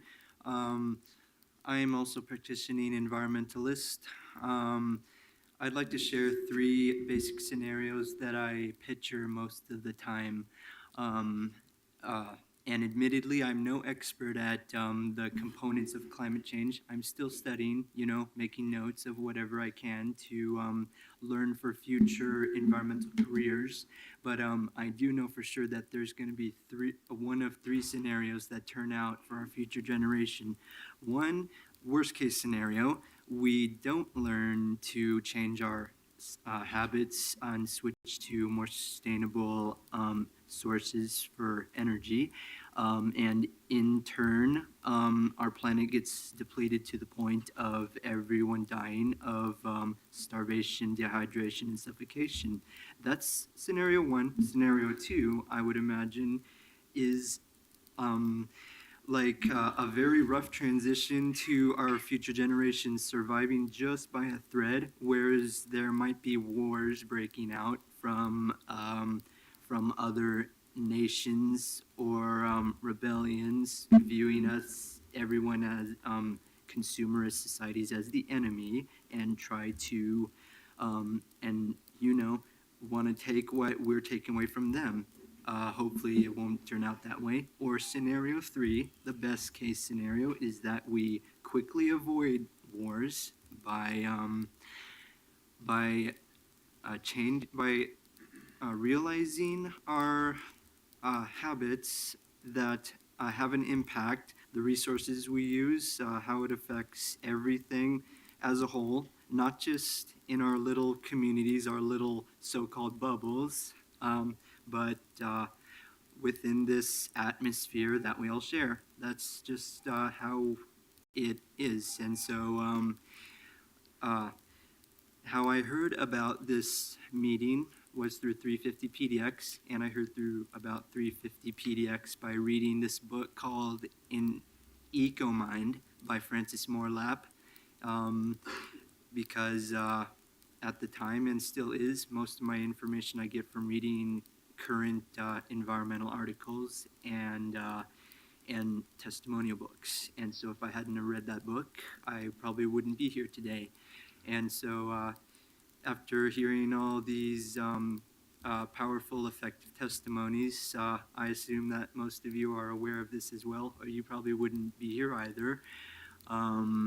Daily, when I still do see, contraries to what we're fighting for, as in fossil fuel burning cars continue to be driven and trash continue to still be on the street, those are the moments that I get discouraged. But today I'm very much encouraged, and I'm glad to have actually chosen to go to this meeting and get more personal inside viewpoints from like-minded people such as yourselves. Great. Thank you very much. Thank you. Thanks a lot. Thank you both. Okay, Smetzmar? What's that? Last panel?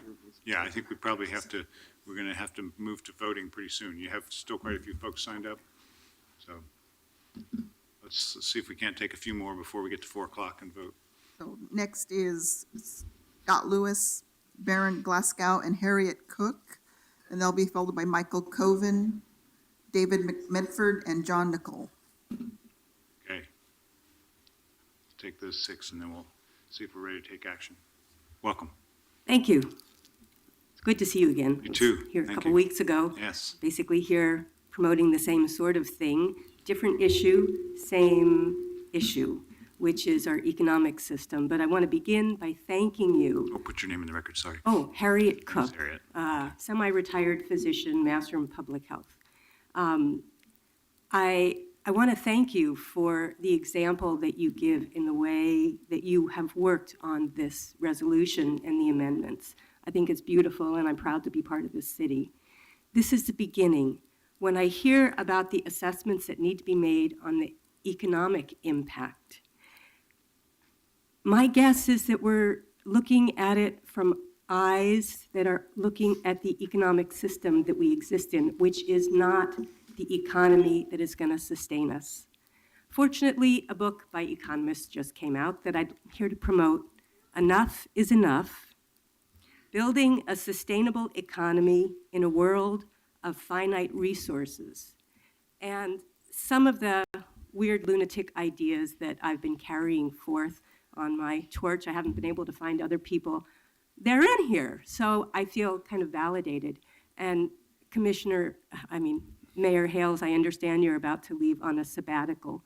Off. I'd like to think of it that way, but I would like to invite you and the rest of the council to take a look at this book and really start to expand your vision about not only what's possible, but what's absolutely essential if we are going to preserve this planet and have jobs and food and meet the needs of everybody, which is absolutely possible. Thank you. Thank you. Welcome. Thank you, Mayor Hills, Commissioners. My name is Baron Glasgow. I'm a Senior Director of the National Propane Gas Association. I'm an Executive Director of the Pacific Propane Gas Association. With the minister that was here earlier, I just want to note that my dad was a minister and I'm a preacher's kid. When my dad was behind the pulpit, they used to say that the congregation needed a calendar instead of a watch. And so I will promise to be brief. I appreciated the comments that you, in the discussion earlier today about the definition of end user. For us in our industry, that's a really important discussion item. In the propane industry, we have several organizations and customers that would like to expand their use of propane as a less carbon-intensive fuel than some of the alternatives. Examples of those are the Portland Public Schools. Currently, Portland Public Schools transport almost 8,000 kids a day on propane school buses. And their ability to expand propane, the use of propane, as opposed to gasoline or diesel, is really important. We also have landscaping companies who are adopting newer technologies, such as propane commercial lawnmowers, as opposed to gasoline or diesel mowers that spew out more carbon, they require more maintenance, and they're subject to spills of gasoline and diesel, whereas propane is non-toxic, and if you spill it, it doesn't contaminate soil or water. And so, again, the ability of end users to be able to expand their use of those fuels as opposed to more carbon-intensive fuels is really important, and I appreciate your time. Thank you. Thank you very much. Okay, you want to take three more, and then we'll move to action. I have Michael Colvin, David Medford, and John Nicole. Welcome.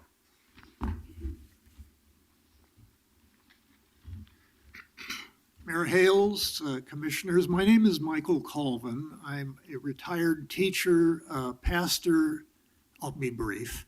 And I also had some career in emergency management. My concerns today about this, about the resolution, have to do with emergency management issues and existing facilities that we have in Portland, particularly the tank farms along the northern Willamette. If you've seen OPB's Unprepared documentary, you've seen graphic animations of what is really expected to happen in that case. And it would be a massive disaster inside of an enormous disaster in a Cascadia subduction zone earthquake. The companies that own those tanks have refused to mitigate or do any remedial work to keep them from sinking into the ground because they're on liquefaction soils. I'm wondering if there's anything that could be done in the language of these proposals, these resolutions, to ensure that those companies are made accountable for the profits that they've been making for years from these facilities. Would it not be possible, as with service stations that are required to replace leaking gas tanks, to have any companies that want to do new facilities of any kind here in Portland that own those tanks to mitigate those problems, which are easily done. It's not a big thing. It might be a bit expensive, but that's basically my issue, and I'm wondering if there's any response from you on that. I think we've tried in the language to make sure that we don't stand in the way of any resiliency improvements in those kinds of facilities. Moving to the next step of actually requiring them could be one of those code actions that comes from adopting this resolution. So the resolution establishes the direction, then our staff will be bringing all kinds of code changes that reflect that in what we require. So first step is to say we're certainly not stopping anyone from making resiliency improvements, because you're right, and Commissioner Novick and his bureau constantly point out the huge vulnerability that you just mentioned. So that'll really be the next stage of this work, but thank you. The other thing then, I guess that means then that there is some possibility of putting teeth into this. There is. As opposed to having it simply be voluntary on the corporation's Absolutely. part. Yeah, no, we're not looking just for voluntary compliance, so understand. Thank you.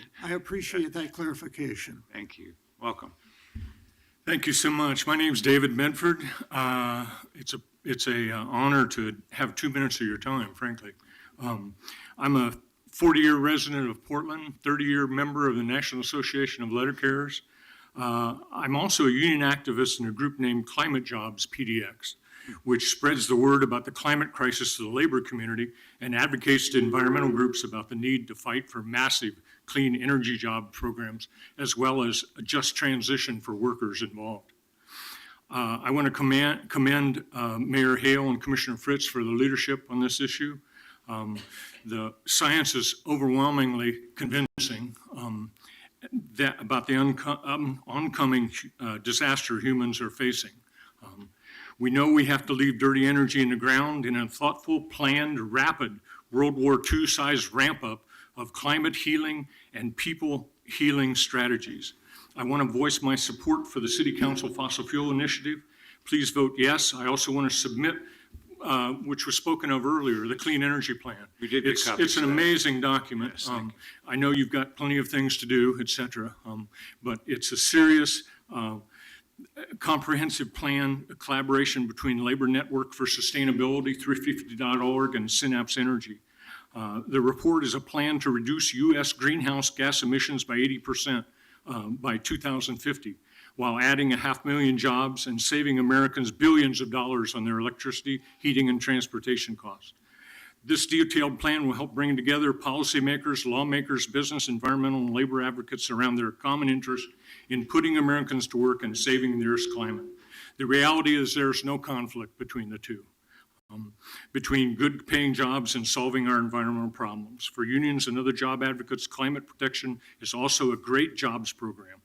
We can create many more jobs by protecting the environment than by expanding the fossil fuel infrastructure. Please take it seriously. It's a really good document. Thank you so much. Yeah, thank you very much. Welcome. My name is John Nickel. I'm from North Portland, and I'm going to assume that this excellent resolution is going to pass. And looking beyond that, I believe that you're going to face someday the need to actually remove the existing fossil fuel infrastructure from Portland. And to that end, I would like to say, take heart, the technology is there for you to do this. And we think of alternative energy as being wind, water, solar production of electricity. And within that, I would also add the largely ignored principles of passive solar design. But beyond that, there are much more developments that have taken place already that this is going to sound pretty wacky, but there has been secret development of new energy systems by the military. It's one of these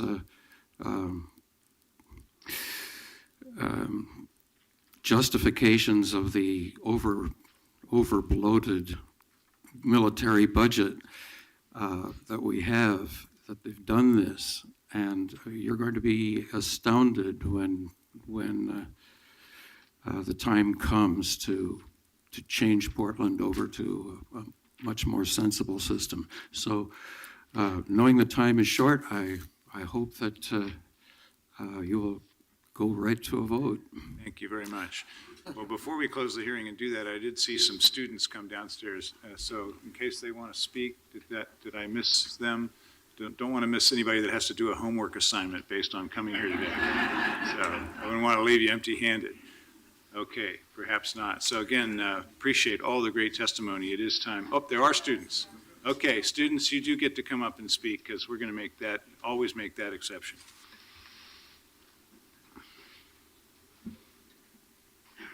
Come on up. Good afternoon. We always try to make room in what we do here for the next generation of leaders, so come on up and join your colleague here and tell us what you have on your mind. Well, just give us your name. And what school do you go to? Okay. I'm Isaac Vergun, and I go to the International School of Beaverton. Welcome. And you? I'm Miko Regan, my sister, and I also go to the International School of Beaverton. Welcome. My name is Isaac Vergun, and I go to the International School of Beaverton. I ask you to support the resolutions introduced by Mayor Hales. I represent Plan for the Planet, Climate Change Recovery, Climate Change for Families, and Our Children's Trust.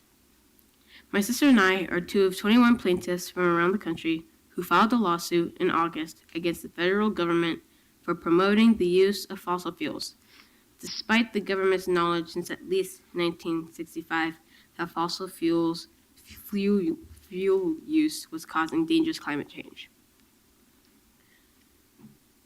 I have felt guilty due to climate change because me and my family went to Great America this summer, and there was in California, and there was a water park, and they have a drought there that's been going on for a couple of years.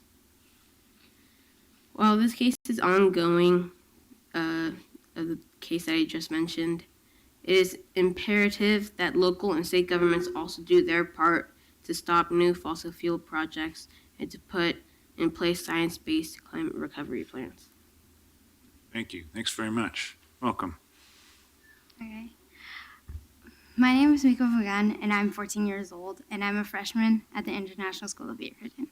Going to a school that focuses a lot on advocacy really helps a lot, especially when you go to monthly Beaverton City Council meetings that directly affect your future. I'm here to advocate for not only my future, but my rights and the rights of future generations, and my people, islanders who are affected by the rising sea levels due to climate change. What frustrates me so much is when elected officials don't see climate change as a pressing issue. My parents worked very hard to get Obama president for both terms, and right now he is promoting Arctic drilling and not doing enough to discourage the use of fossil fuels. This upsets me, my brother, and 19 other kids in the United States whom we have worked to file with a recent lawsuit against the government and the president. You see, the government and the president have been violating our rights to life, liberty, and property by allowing the use and extraction of fossil fuels. This will impact us in the future, and that's why we decided to take action.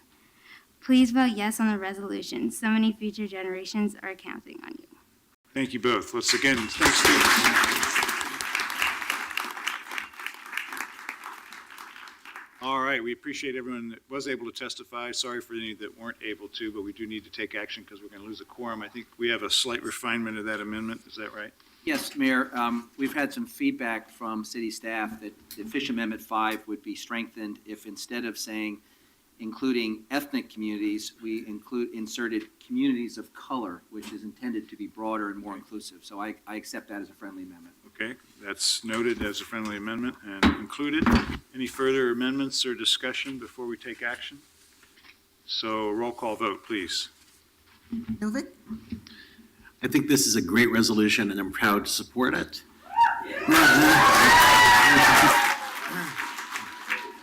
But if Portland is to be truly a model for the rest of the world in climate disruption, it's not enough, of course, just to be against fossil fuel exports.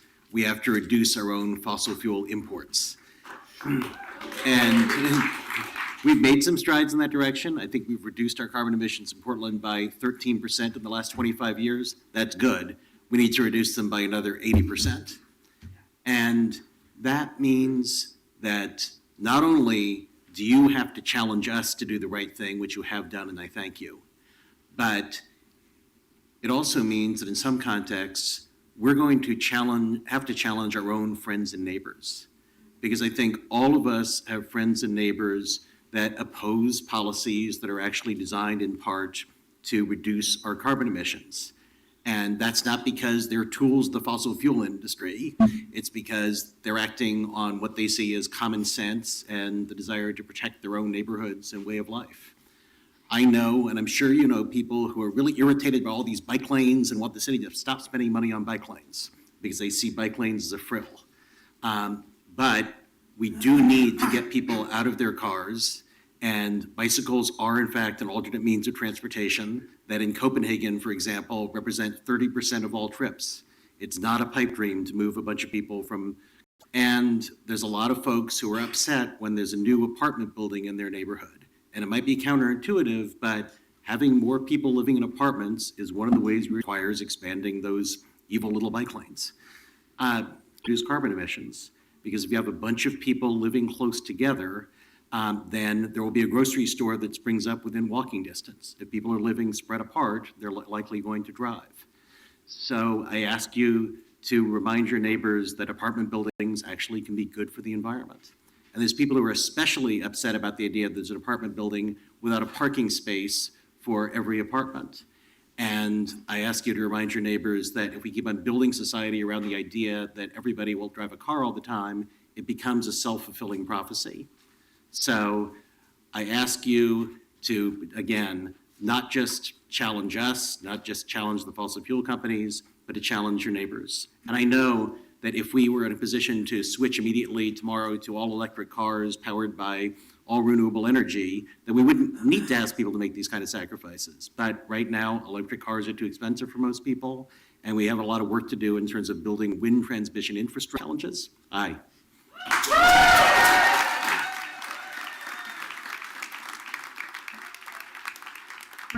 Structure, figuring out how to store solar before we get there. So until then, we've got to focus a lot on conservation, and that's a challenge, and I look. So there were a lot of individuals and organizations who worked on these policies, the one last week and the one this week. I particularly want to thank Oregon Physicians for Social Responsibility, the League of Women Voters, the Columbia River Keepers, the Audubon Society of Portland, Friends of the Columbia River Gorge, 350 PDX, Northeast Coalition of Neighbors and North Portland Neighborhood Services, Ecumenical Ministries.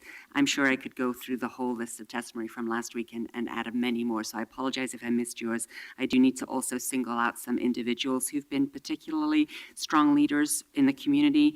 Bob Salinger, Regna Merritt, Don Ceres, Michael Lang, Sandy Polachek, and Nick Caleb have been particularly helpful to me and my staff in crafting the resolution last week and this week. And talking of staff, Michael Armstrong, Jackie Dingfelder, and Christina Nieves in the city's, the first two being Mayor Hales' staff and Christina being mine, have been absolutely fantastic. And so there's been a lot of great energy, a lot of good work that's gone into the resolution last week and the resolution this week. I particularly want to commend whoever invented the chopstick with the crepe paper. Who was the inventor of the chopstick with the crepe paper? Well, last week, right there, thank you very much. Last week, I took mine and I took it to the East Portland Neighborhood Organizations. I said, this is the next best, the next great thing in community organizing. It's much less expensive than the t-shirts. I appreciate the t-shirts, and yes, I did wear red today intentionally. It looks like it's so much more fun to wave those things than to do the jazz hands. So we're certainly going to be encouraging folks in the budget sessions, and from now on, just pick your color, bring your chopstick, and it's, I think, a huge step forward. I have actually saved mine that I got last week, and it's in the vase that also has the flag that I got on the day that marriage equality became the law of the land.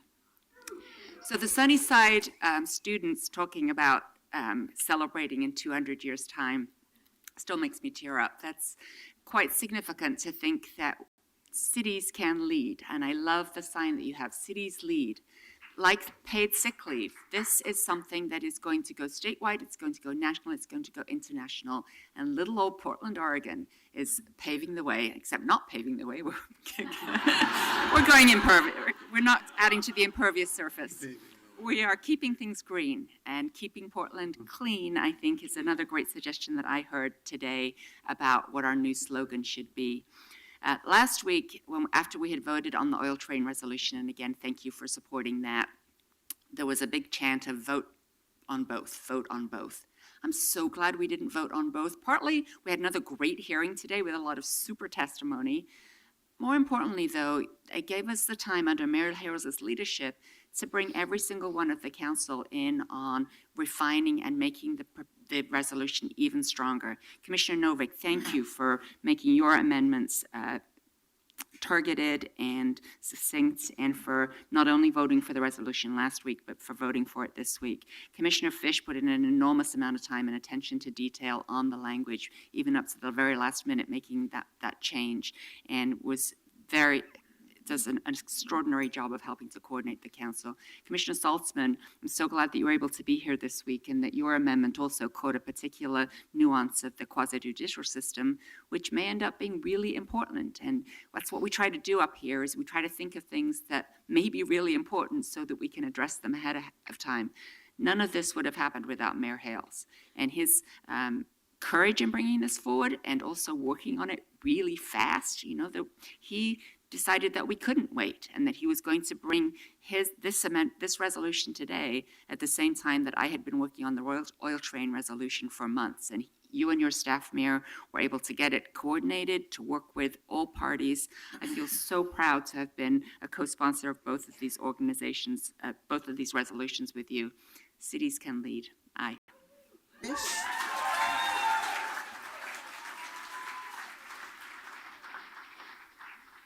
Fish. Colleagues, today I'm proud to join you in support of this historic resolution. When this fossil fuel policy was first proposed, I had a lot of questions. I wondered what it would mean for existing businesses that wanted to make safety improvements, especially around seismic resilience. I wondered what it would mean for our blue-collar workers. I wanted to better understand the intended and unintended consequences of our proposed action, and I wanted to make sure that we took the time now and in the future to get it right. My job is to ask these questions, and I have in conversations with Michael Armstrong and Jackie Dingfelder, with citizens and with advocates, and during the hearings. And today my questions have been answered. I'm grateful to my colleagues for supporting my request that we find ways to invest in our workers as we transition from a fossil fuel economy to a clean energy economy. Today's action strikes a balance, and we're sending a strong signal that we're moving away from fossil fuels and welcoming clean energy companies to our community. And we're signaling to our local workers that we care about their future, what someone called a just transition. You see, a healthy and sustainable future depends on protecting our environment and creating opportunity for all of our people. And for me, it's never an either or, it's both. I believe Portland has a chance to demonstrate the power of a blue and green coalition leading the way to a better future. In my 7 years on this council, I've been proud to work with very talented colleagues to support a number of initiatives to protect our environment and to address climate change. 2 climate action plans, one in 2009 and one in 2015. The city's financial divestment from fossil fuels, Clean Energy Works, Gray to Green, new and important protections for our Willamette River and our Bull Run watershed. And yes, we're even turning human waste into clean energy and fertilizer. The challenges of climate change are unprecedented, but they are not insurmountable, no matter what our critics say. Today's vote sends a strong signal that Portland will continue to lead the way like we always have. Thank you, Mayor Hales and Commissioner Fritz, for your leadership on this historic occasion. I vote aye.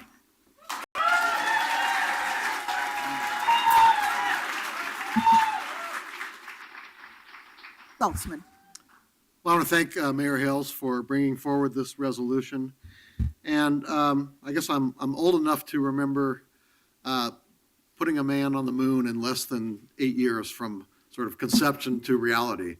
And all the good things that came from that, not only just the sheer amazement of it, but all the good technological spin-offs of an incredible, ambitious effort like that.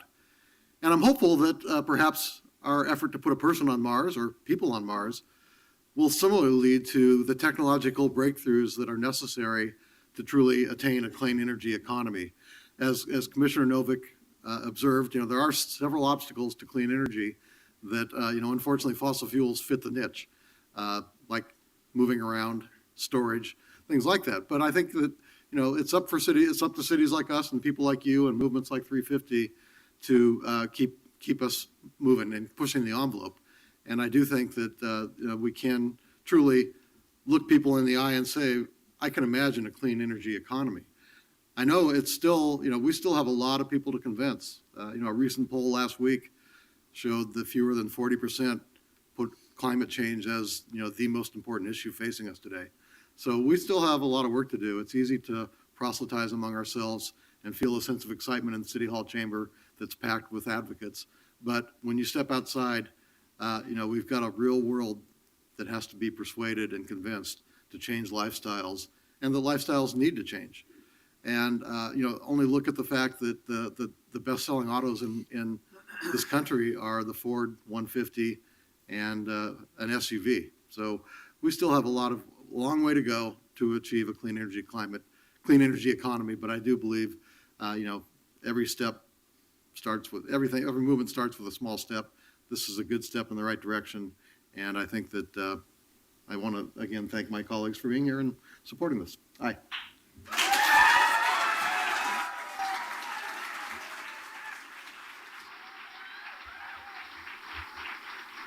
Hales. Well, let me start by thanking my colleagues. People come to this chamber, in some cases frequently, in some cases occasionally.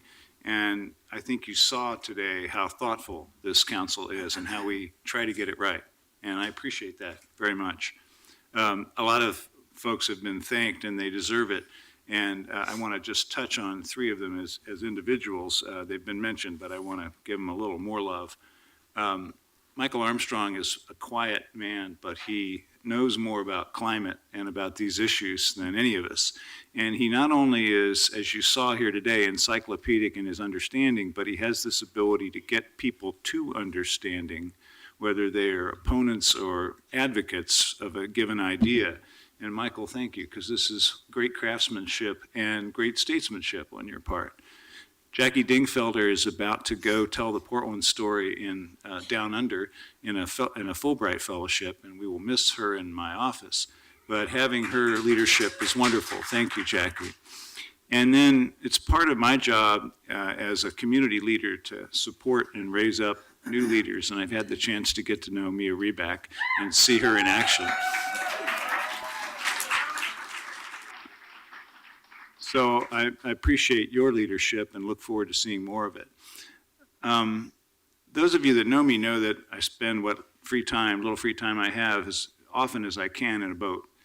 My earliest memory was actually sitting in the bow of my dad's sailing canoe, curled up in the bottom, listening to the waves slap against the water. And so when I try to put things that are deep for me into words, I often return to boat metaphors. And over the last months, I've spent more and more and more time thinking about climate change, as maybe we all have. There's been so much this year in the Pope's encyclical, in the President's clean energy policy, and so many other actions where it feels like things are accelerating. And actually, that's the memory that comes back to me. My dad and I did a lot of whitewater canoeing, and once we were on the Capon River, and there was a waterfall around the corner, but we couldn't hear it. There was a rapids. There was only one place to steer through. It was really a difficult rapids, but we couldn't hear it and we couldn't see it because the river was turning there, but we could feel it accelerate. We could feel the water moving faster. We could feel the change in the motion of the boat. We knew that something was coming soon. And that's the feeling that I have about this climate issue, that we are accelerating. We have one route through those rapids that are just ahead and just maybe around the corner, and the future is not that far away. But if we are aware and if we feel that change and if we respond to it and if we steer to where we want to go, we can get to a safe and wonderful future. And that's the hope, I think, that we hear in those students and that we hear in all of us that have worked on this issue. I am really proud to be a Portlander, and I am really proud to preside on this city council. Aye.